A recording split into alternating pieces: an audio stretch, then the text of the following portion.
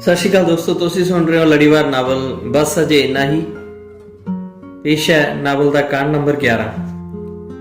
मैं मनजीत सुखे ते धर्मे ने शेव की, नहा के नवे कपड़े पा के तैयार हो गए। तारा आया, उन्हें आम वांग लिस्ट कढ़ के जिन्हां दी पेमेंट नहीं आई सी उन्हां नूं ताड़ना की। रब राखा साईं कह के तारे ने सानू मैटाडोर विच बिठा दिता। जिस मैटाडोर विच सानू बिठाया गया उस विच पहला ही 5 बंदे खान एजेंट दे सन, पर पुराने बंदे जो साडे नाल जेल कट के आए सन उन्हां विचों कोई भी नहीं सी।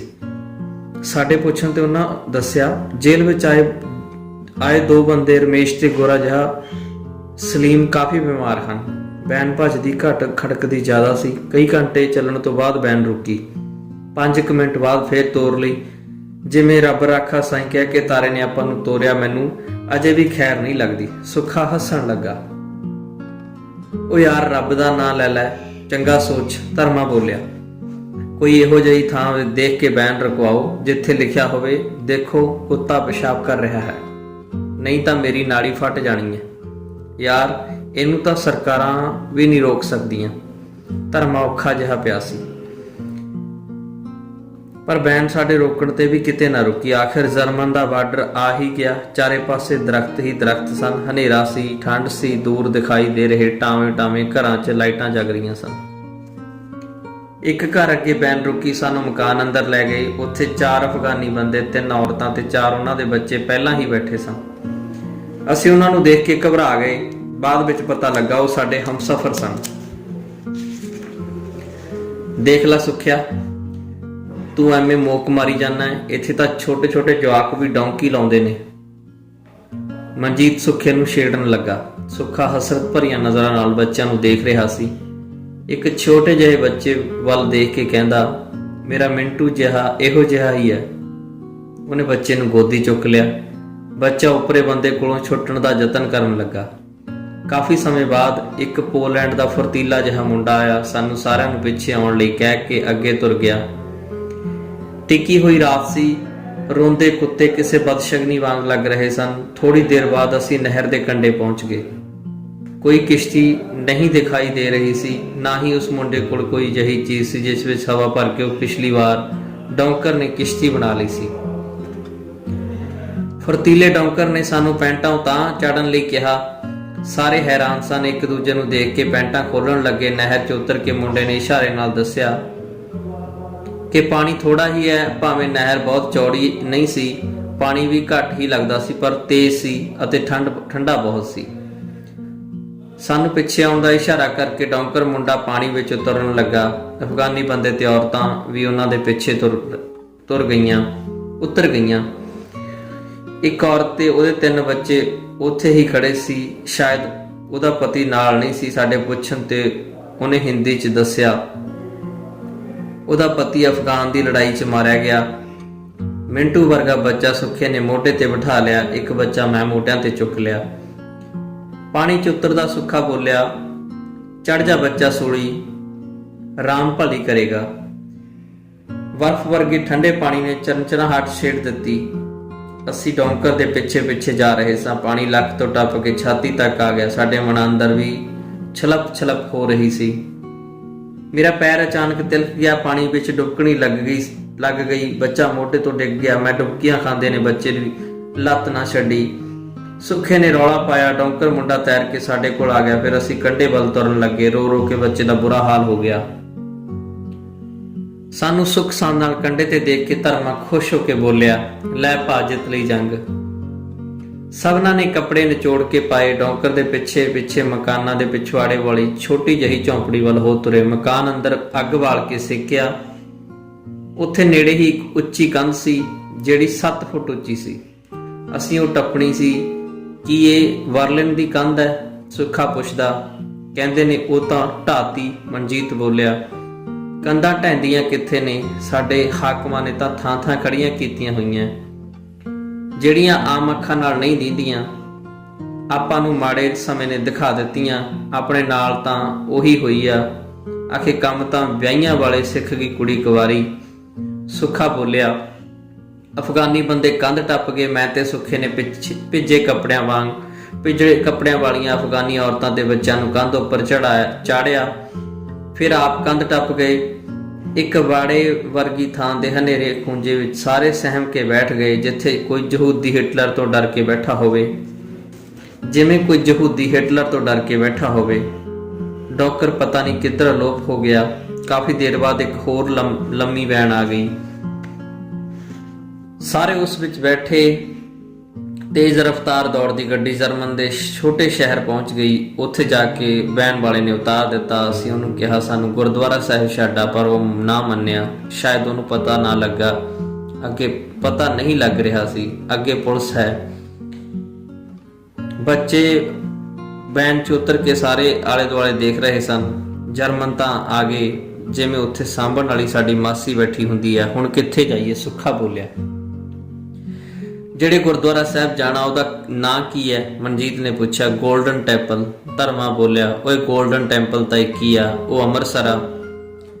ਅਗਲਿਆਂ ਤੈਨੂੰ ਟੈਕਸੀ ਦੀ ਥਾਂ ਜਹਾਜ਼ ਚਾੜ ਦੇਣਾ ਅੰਮ੍ਰਿਤਸਰ ਨੂੰ, ਮਨਜੀਤ ਬੋਲਿਆ। ਸਿੱਖ ਟੈਂਪਲ ਕਹਿ ਦੇਵਾਂਗੇ ਟੈਕਸੀ ਵਾਲੇ ਨੂੰ, ਪਰ ਕੋਈ ਟੈਕਸੀ ਮਿਲੇ ਵੀ ਨਾ, ਮੈਂ ਕਿਹਾ। ਧਰਮੇ ਤੇ ਮਨਜੀਤ ਨੂੰ ਉੱਥੇ ਹੀ ਰੋਕਣ ਲਈ ਕਹਿ ਕੇ ਮੈਂ ਤੇ ਸੁੱਖਾ ਟੈਕਸੀ ਲੱਭਣ ਅੱਗੇ ਚਲੇ ਗਏ।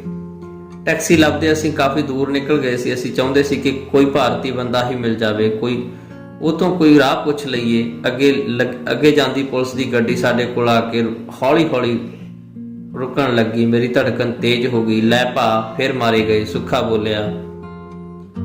ਆ ਜਾ, ਤੁਰੀ ਚੱਲ, ਇਹਨਾਂ ਨਾਲ ਅੱਖਾਂ ਨਾ ਮਿਲਾਈ, ਹੌਲੀ ਹੌਲੀ ਤੁਰੀ ਚੱਲ। ਮੈਂ ਪੰਜਾਬ 'ਚ ਅਜ਼ਮਾਇਆ ਹੋਇਆ ਨੁਸਖਾ ਸੁੱਖੇ ਨੂੰ ਦੱਸਿਆ। ਪੁਲਿਸ ਵਾਲੇ ਸਾਡੇ ਪਿੱਛੇ ਹੀ ਆ ਰਹੇ ਸਨ। ਭੱਜ ਲੈ ਭਾ, ਜਮਾ ਹੀ ਉੱਪਰ ਆ ਗਏ। ਸੁੱਖੇ ਨੇ ਭੱਜਣ ਦਾ ਮੂਡ ਬਣਾਇਆ। ਮੈਂ ਅਜੇ ਸੋਚ ਹੀ ਰਿਹਾ ਸੀ ਕਿ ਭੱਜੀਏ, ਕਿੱਧਰ ਨੂੰ ਭੱਜੀਏ। ਪਲਾਂ ਛਿਣਾਂ ਵਿੱਚ ਹੀ ਪੁਲਿਸ ਵਾਲਿਆਂ ਨੇ ਸਾਨੂੰ ਕੋਲ ਆ ਕੇ ਡਾਕੂਮੈਂਟ ਕਰਦਿਆਂ ਨੇ ਘੇਰ ਲਿਆ। ਅੰਦਰੋਂ ਸਹਿਮਿਆ ਸੁੱਖਾ ਜੇ ਬਨਾਵਟੀ ਦੰਦ ਦਿਖਾ ਰਿਹਾ ਸੀ। ਸਾਨੂੰ ਆਪਣੀ ਗੱਡੀ 'ਚ ਬਿਠਾ ਕੇ ਥਾਣੇ ਲੈ ਗਏ। ਪੁਲਿਸ ਵਾਲਿਆਂ ਸਾਡੀ ਤਲਾਸ਼ੀ ਲਈ ਕਮਰੇ 'ਚ ਬਿਠਾ ਦਿੱਤਾ। ਕਮਰਾ ਇਸ ਤਰ੍ਹਾਂ ਦਾ ਸੀ ਜਿਵੇਂ ਗੈਸਟ ਰੂਮ ਹੁੰਦਾ। ਅਸੀਂ ਦੇਖਿਆ ਮਨਜੀਤ, ਧਰਮੇ ਤੇ ਬਿਨਾਂ ਸਾਡੇ ਸਾਰੇ ਇੰਡੀਅਨ ਤੇ ਅਫਗਾਨੀ ਉੱਥੇ ਰੌਣਕ ਵਧਾ ਰਹੇ ਸਨ। ਸ਼ੁਕਰ ਹੈ ਮਨਜੀਤ ਹੋਰੀ ਬਚ ਗਏ, ਮੈਂ ਮਨ 'ਚ ਸੋਚਿਆ। ਮੈਂ ਸੁੱਖੇ ਨੂੰ ਹੌਸਲਾ ਦੇਣ ਲਈ ਉਹਦਾ ਮੋਢਾ ਥਾਪੜਿਆ। ਤਾਰੇ ਏਜੰਟ ਨੇ ਸਾਨੂੰ ਦੱਸਿਆ ਬਾਰਡਰ ਤੋਂ 30-35 ਕਿਲੋਮੀਟਰ ਅੰਦਰ ਚਲੇ ਗਏ ਤਾਂ ਅਜ਼ੀਲ ਮਿਲੇਗੀ। ਜਰਮਨ 'ਚ ਰਹਿਣ ਦੀ ਸਜ਼ਾ ਵਰਗੀ ਆਗਿਆ। ਤੁਸੀਂ ਜੱਜ ਦੇ ਸਾਹਮਣੇ ਬਿਆਨ ਦੇਣਾ, ਸਾਨੂੰ ਭਾਰਤ ਸਰਕਾਰ ਤੋਂ ਖਤਰਾ।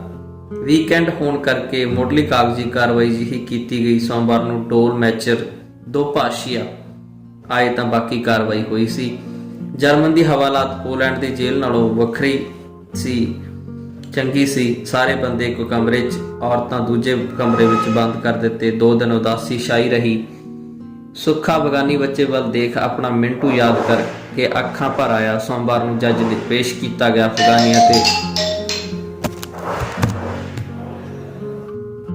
ਅਫਗਾਨੀ ਤੇ ਇੰਡੀਅਨ ਦੋ ਭਾਸ਼ੀ ਆ ਗਏ ਸਨ। ਬਿਆਨ ਦੇਣ ਦੀ ਮੇਰੀ ਵਾਰੀ ਆਈ ਤਾਂ ਕਾਰਡ ਵਗੜੀ ਕੱਟੀ ਹੋਈ ਦਾੜੀ ਵਾਲੇ ਦੋ ਭਾਸ਼ੀਏ ਨੇ ਮੈਨੂੰ ਪਹਿਚਾਣ ਲਿਆ। ਤੂੰ ਪਹਿਲਾਂ ਵੀ ਆਇਆ ਸੀ? ਉਹ ਪੁੱਛਣ ਲੱਗਾ। ਹਾਂਜੀ ਆਇਆ ਸੀ, ਤੇ ਜੇ ਤੁਸੀਂ ਵਾਪਸ ਭੇਜੋਗੇ ਮੈਂ ਫੇਰ ਆਊਂਗਾ। ਦੇਖਦੇ ਹਾਂ ਤੁਸੀਂ ਕਿੰਨੀ ਵਾਰ ਵਾਪਸ ਮੋੜਦੇ ਹੋ। ਗਹਿਰ ਗੰਭੀਰ ਜਿਹਾ ਦੋ ਭਾਸ਼ੀਆ ਹੱਸਣ ਲੱਗਾ। ਫਿਰ ਉਹਨੇ ਇਹੀ ਗੱਲ ਜੱਜ ਨੂੰ ਦੱਸ ਦਿੱਤੀ। ਉਹ ਵੀ ਹੱਸਣ ਲੱਗੀ। ਵਾਰੀ ਸਭ ਦੇ ਫਿੰਗਰ ਹੋਏ, ਬਿਆਨਬਾਜ਼ੀ ਹੋਈ। ਦੋ ਭਾਸ਼ੀਆ ਕਹਿ ਗਿਆ, ਸਾਨੂੰ ਸ਼ਾਮ ਨੂੰ 3 ਵਜੇ ਫੈਸਲਾ ਹੋਵੇਗਾ। ਮੈਂ ਫੋਨ ਤੇ ਤੁਹਾਨੂੰ ਸਮਝਾ ਦਿਆਂਗਾ। ਸ਼ਾਮ ਦੇ 3 ਵਜੇ ਦੋ ਭਾਸ਼ੀਏ ਦਾ ਫੋਨ ਆਇਆ। ਪੁਲਿਸ ਵਾਲਾ ਮੈਨੂੰ ਤੇ ਸੁੱਖੇ ਨੂੰ ਫੋਨ ਕੋਲ ਲੈ ਕੇ ਗਿਆ। ਦੋ ਭਾਸ਼ੀਆ ਸਾਨੂੰ ਦੱਸਣ ਲੱਗਾ, ਤੁਹਾਨੂੰ ਵਾਪਸ ਇੰਡੀਆ ਭੇਜਿਆ ਜਾਵੇਗਾ। ਟਿਕਟਾਂ ਸਰਕਾਰ ਲੈ ਕੇ ਦੇਵੇਗੀ। ਤੁਹਾਡੇ ਕੋਲ ਪਾਸਪੋਰਟ ਨਹੀਂ। ਇੰਡੀਆ ਐਮਬੈਸੀ ਤੋਂ ਤੁਹਾਡੇ ਕਾਗਜ਼ ਤਿਆਰ ਹੋ ਕੇ ਆਉਣਗੇ। ਅਸੀਂ ਦੌਰ ਪਰ ਹੋ ਕੇ ਇੱਕ ਦੂਜੇ ਵੱਲ ਵੇਖਣ ਲੱਗੇ। ਕਾਂਡ 12। ਜਦੋਂ ਸਾਨੂੰ ਜਹਾਜ਼ ਚਾੜਿਆ, ਮੇਰਾ ਦਿਮਾਗ ਜਿਵੇਂ ਸੁੰਨ ਹੋਇਆ ਪਿਆ ਸੀ। ਸੋਚਣ ਸਮਝਣ ਦੀ ਸ਼ਕਤੀ ਮੁੱਕੀ ਹੁੰਦੀ ਹੈ। ਮਨੀ ਦੇ ਕਹਿਣ ਵਾਂਗ ਮੈਂ ਕਿਸੇ ਕੰਮ ਦਾ ਨਹੀਂ, ਚੰਗੀਆਂ ਪੂਰੀਆਂ ਪਾ ਕੇ ਮੁੜਿਆ ਸਾਂ। ਦਿੱਲੀ ਏਅਰਪੋਰਟ ਤੇ ਮੈਂ ਤੇ ਸੁੱਖਾ ਖਾਲੀ ਹੱਥ ਨੰਗਾ ਮਲੰਗਾ ਵਾਂਗ ਉਤਰੇ ਸਾਂ। ਜਿਹੜੇ ਕਮਾਈਆਂ ਕਰਕੇ ਆਏ ਸੀ, ਵੱਡੇ ਅਟੈਚੀ ਰੇੜੀਆਂ ਜਿਹੀਆਂ ਤੇ ਲੱਦੀ ਰੋੜੀ ਜਾ ਰਹੇ ਸਨ। ਮੈਂ ਤੇ ਸੁੱਖਾ ਉਹਨਾਂ ਨਾਲ ਬੜੀ ਟੌਰ ਨਾਲ ਹੱਥ ਲਮਕਾਉਂਦੇ ਤੁਰੇ ਜਾ ਰਹੇ ਸਾਂ। ਬਾਬੇ ਏਜੰਟ ਦੀ ਕੋਠੀ ਦਾ ਐਡਰੈਸ ਯਾਦ ਸੀ। ਅਸੀਂ ਅੰਦਰੋਂ ਟੈਕਸੀ ਦਾ ਕਿਰਾਇਆ ਪੁੱਛਿਆ। ਉਹ 2000 ਰੁਪਏ ਮੰਗਣ ਅਸੀਂ ਬਾਹਰ ਆ ਕੇ ਆਟੋ ਕਿਰਾਏ ਤੇ ਲਿਆ। ਉਹ 200 ਰੁਪਏ 'ਚ ਮੰਨ ਗਿਆ। ਬਾਬੇ ਦੀ ਕੋਠੀ ਜਾ ਕੇ ਅਸੀਂ ਆਟੋ ਵਾਲੇ ਨੂੰ ਕਿਹਾ, ਤੁਹਾਡੇ ਕੋਲ 1000 ਰੁਪਏ ਦੀ ਟੁੱਟ ਹੈਗੀ? ਰੱਬ ਦੀ ਮਿਹਰ ਨਾਲ ਉਸ ਕੋਲ 1000 ਦੀ ਟੁੱਟ ਨਹੀਂ ਸੀ। ਮੈਂ ਉਹਨੂੰ ਕਿਹਾ ਮੈਂ ਅੰਦਰੋਂ ਰੁਪਈਏ ਤੜਵਾ ਕੇ ਲਿਆਉਣਾ। ਜਦੋਂ ਮੈਂ ਕੋਠੀ 'ਚ ਗਿਆ, ਸਾਡੇ ਨਾਲ ਦੇ ਕਈ ਜਾਣੇ ਅਜੇ ਵੀ ਉੱਥੇ ਹੀ ਬੈਠੇ ਸਨ। ਮੈਂ ਉਹਨਾਂ ਨੂੰ, ਉਹ ਮੈਨੂੰ ਦੇਖ ਕੇ ਹੈਰਾਨ ਰਹਿ ਗਏ। ਉਹਨਾਂ ਦੱਸਿਆ, ਉਹਨਾਂ ਨੂੰ ਬਾਬੇ ਏਜੰਟ ਨੇ ਕਿਹਾ ਕਿ ਜਿੰਦਰ ਤੇ ਮਨਜੀਤ ਜਰਮਨ ਵਿੱਚ ਪਹੁੰਚ ਗਏ ਹਨ, ਘਰੇ ਪੈਸੇ ਵੀ ਭੇਜਣ ਲੱਗੇ ਹਨ। ਸਾਰੇ ਮੇਰੇ ਦੁਆਲੇ ਹੋ ਕੇ ਸਵਾਲ ਤੇ ਸਵਾਲ ਕਰੀ ਜਾਣ। ਮੈਂ ਉਹਨਾਂ ਨੂੰ ਕਿਹਾ ਬਾਕੀ ਗੱਲ ਮੈਂ ਬਾਅਦ 'ਚ ਦਊਂਗਾ, ਪਹਿਲਾਂ ਬਾਹਰ ਖੜਾ ਜਿਹੜਾ ਆਟੋ ਵਾਲਾ ਉਹਨੂੰ ਪੈਸੇ ਦੇ ਕੇ ਆਵੋ। ਸ਼ਾਮ ਨੂੰ ਪੈਗ ਲਾਉਂਦੇ ਉਹਨਾਂ ਸਾਰੀ ਰਾਮ ਕਹਾਣੀ ਦੱਸੀ। ਆਹ ਕੋਠੀ ਬਾਬੇ ਏਜੰਟ ਦੇ ਕਿੰਨੇ ਕੁ ਦੀ ਹੋਊ? ਨਸ਼ੇ 'ਚ ਗਿੱਚੀ 'ਚ ਹੱਥ ਫੇਰਦਾ ਸੁੱਖਾ ਬੋਲਿਆ, ਕਰੋੜਾਂ ਦੀ ਤਾਂ ਹੋਊ। ਉੱਥੇ ਹੀ ਕੋਈ ਬੋਲਿਆ, ਯਾਰ ਆਪਾਂ ਬਾਹਰੋਂ ਪੈਸੇ ਕਮਾ ਕੇ ਇਹੋ ਜਿਹੀ ਕੋਠੀ ਬਣਾਉਣੀ ਆ। ਜਮਾਂ ਹੀ ਏਦਾਂ ਦੀ। ਸੁੱਖਾ ਹੱਸਣ ਲੱਗਾ। ਇਹ ਕੋਠੀ ਬਾਬੇ ਏਜੰਟ ਨੇ ਨਹੀਂ ਬਣਾਈ, ਕਿਸੇ ਦੀ ਦੱਬੀ ਹੋਈ ਹੈ, ਤਾਂ ਹੀ ਆਪਣੇ ਵਰਗਿਆਂ ਨੂੰ ਇੱਥੇ ਬਿਠਾਈ ਰੱਖਦਾ। ਯਾਰ ਕਮਾ ਕੇ ਇਦਾਂ ਦੀ ਕੋਠੀ ਨਹੀਂ ਬਣਦੀ, ਹੁਣ ਕੀ ਕਰਾਂਗੇ? ਮੈਂ ਸੁੱਖੇ ਨੂੰ ਕਿਹਾ, ਏਜੰਟ ਹੀ ਕਰੂੰਗਾ, ਬਿਲਕੁਲ ਸਾਫ਼ ਗੇਮ ਹੋਊਗਾ ਆਪਣੀ। ਨਹੀਂ ਕੰਮ ਤਾਂ ਵਿਆਹੀਆਂ ਵਾਲੇ। ਸਿੱਖ ਗਈ ਕੁੜੀ ਕੁਵਾਰੀ। ਉਹ ਗਿੱਚੀ 'ਚ ਹੱਥ ਫੇਰਦਾ ਫਿਰ ਹੱਸਣ ਲੱਗਾ। ਮੈਂ ਮਣੀ ਬਾਰੇ ਸੋਚੀ ਜਾ ਰਿਹਾ ਸੀ, ਪਤਾ ਨਹੀਂ ਉਹਦੀ ਕੀ ਮਜਬੂਰੀ ਹੋਣੀ ਆ। ਜਦ ਸਾਡੇ ਨਾਲ ਇਹ ਕੁਝ ਹੋ ਸਕਦਾ, ਉਹ ਤਾਂ ਵਿਚਾਰੀ ਹੁਣੇ ਮੈਂ ਕੈਨੇਡਾ ਜਾਣ ਦੀ ਗੇਮ ਖੇਡੂੰਗਾ ਮਣੀ ਖਾਤਰ। ਮੈਂ ਸਭ ਨੂੰ ਦੱਸਣ ਲੱਗਾ। ਮੈਂ ਜਰਮਨ ਦੀ ਜੱਜ ਨੂੰ ਕਿਹਾ ਕਿ ਜਿੰਨੀ ਵਾਰੀ ਮਰਜ਼ੀ ਮੋੜੋ ਜਾਵੋ, ਅਸੀਂ ਫੇਰ ਆਵਾਂਗੇ, ਸਾਡੇ ਬੰਦੇ ਦਿੱਲੀ ਬੈਠੇ ਨਹੀਂ। ਬਾਬੇ ਏਜੰਟ ਦੀ ਕੋਠੀ 'ਚ ਅਗਲੀ ਵਾਰ ਉਹ ਵੀ ਸਾਡੇ ਨਾਲ ਹੋਣਗੇ। ਸਾਰੇ ਹੱਸਣ ਲੱਗੇ। ਸੁੱਖਾ ਗਾਉਣ ਲੱਗਿਆ, ਰੱਖ ਕੇ ਢਾਕਾਂ ਤੇ ਹੱਥ ਝੂਮ ਕੇ ਤੁਰਦੀ ਆ, ਕੰਮ ਤਾਂ ਵਿਆਹੀਆਂ ਵਾਲੇ, ਸਿੱਖ ਗਈ ਕੁੜੀ ਕੁਵਾਰੀ। ਫਿਰ ਉਹਨੇ ਹੋਰ ਬੋਲ ਛੋ ਲਏ, ਬਾਰੀ ਬੰਸੀ ਖੱਟਣ ਗਿਆ ਸੀ, ਨੀ ਜੋ ਖੱਟਣ ਗਿਆ ਸੀ ਉਹ ਮੁੜ ਨਹੀਂ ਆਇਆ। ਕਾਂਡ 13। ਵਸਦੇ ਘਰਾਂ ਦੇ ਦਰ ਖੁੱਲੇ ਹੀ ਚੰਗੇ ਲੱਗਦੇ ਨੇ। ਛੋਟੇ ਹੁੰਦਿਆਂ ਜੇ ਕਦੀ ਗੇਟ ਦੇ ਦਰ ਨੂੰ ਭੇੜ ਦੇਣਾ ਤਾਂ ਬੀਜੀ ਨੇ ਕਹਿਣਾ।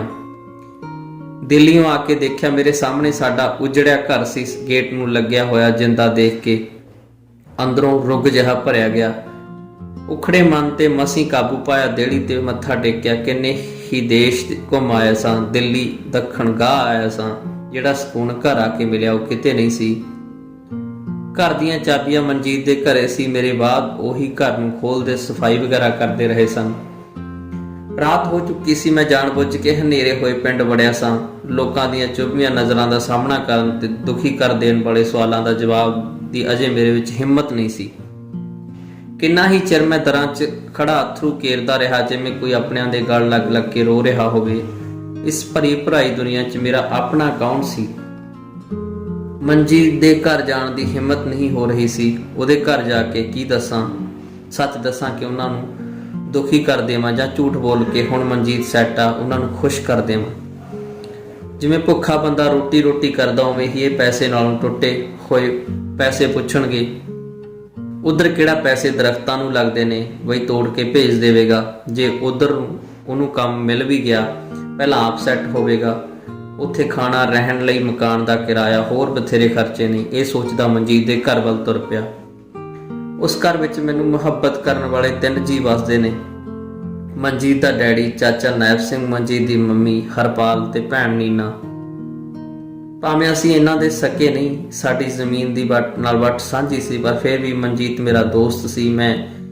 ਇਹ ਮੇਰਾ ਸਕਿਆਂ ਨਾਲੋਂ ਵੱਧ ਕਰਦੇ ਨੇ। ਡਾਕਟਰ ਦੇ ਘਰ ਜਾ ਕੇ ਉਹਦੀ ਮੌਤ ਦੀ ਦੁਖਦਾਈ ਖਬਰ ਵੀ ਦੇਣੀ ਹੈ। ਮਨਜੀਤ ਦਾ ਘਰ ਦਾ ਦਰਵਾਜ਼ਾ ਜਾ ਖੜਕਾਇਆ। ਅੰਦਰੋਂ ਚਾਚੀ ਦੀ ਆਵਾਜ਼ ਆਈ, ਕੌਣ ਹੈ ਭਾਈ? ਮੈਂ ਆ ਚਾਚੀ ਜਿੰਦਰ। ਮੈਂ ਹੌਲੀ ਜਿਹਾ ਕਿਹਾ, ਪਰ ਚਾਚੀ ਨੂੰ ਸੁਣ ਗਿਆ ਸੀ। ਉਹਨੇ ਗੇਟ ਵਾਲੀ ਲਾਈਟ ਬਾਲ ਲਈ। ਮੈਂ ਸੋਚਣ ਲੱਗਾ, ਇੰਨੀ ਹੌਲੀ ਆਵਾਜ਼ ਮਾਵਾਂ ਨੂੰ ਪੁੱਤਾਂ ਦੀ ਹੀ ਸੁਣਦੀ ਹੁੰਦੀ ਹੈ। ਚਾਚੀ ਨੇ ਦਰਾਂ ਦਾ ਕੁੰਡਾ ਖੋਲਿਆ। ਮੈਂ ਅੰਦਰ ਲੰਘ ਆਇਆ। ਉਹ ਮੈਨੂੰ ਦੇਖ ਕੇ ਹੈਰਾਨ ਹੋ ਗਈ। ਫਿਰ ਮਾਂ ਸਦਕੇ ਕਹਿ ਕੇ ਉਹਨੇ ਆਪਣੇ ਸੀਨੇ ਨਾਲ ਲਾ ਲਿਆ। ਉਹਦੀਆਂ ਨਜ਼ਰਾਂ ਵੱਲ ਲੱਗੀਆਂ ਹੋਈਆਂ ਸਨ, ਜਿਵੇਂ ਮਨਜੀਤ ਨੂੰ ਭਾਲ ਰਹੀਆਂ ਹੋਣ। ਪੁੱਤ, ਅਸੀਂ ਤੁਹਾਡੇ ਗੁਨਾਹਗਾਰ ਹਾਂ। ਅਸੀਂ ਤੁਹਾਨੂੰ ਦੇਸ਼ ਨਿਕਾਲਾ ਦਿੱਤਾ। ਸਾਡੀ ਤਾਂ ਅਕਲ ਤੇ ਪਰਦਾ ਪੈ ਗਿਆ। ਚਾਚੀ ਦੇ ਹੰਝੂ ਨਹੀਂ ਰੁਕ ਰਹੇ ਸੀ। ਮੈਨੂੰ ਪਿਆਰ ਦੇ ਕੇ ਉਹ ਦਰਾਂ ਵੱਲ ਦੇਖਦੀ ਬਾਹਰ ਨਿਕਲ ਗਈ। ਗੇਟ ਬੰਦ ਕਰਦੀ ਬੋਲੀ, ਵੇ ਕਿੱਥੇ ਛੱਡ ਆਇਆ ਮੇਰੇ ਜਵਾਕ ਨੂੰ?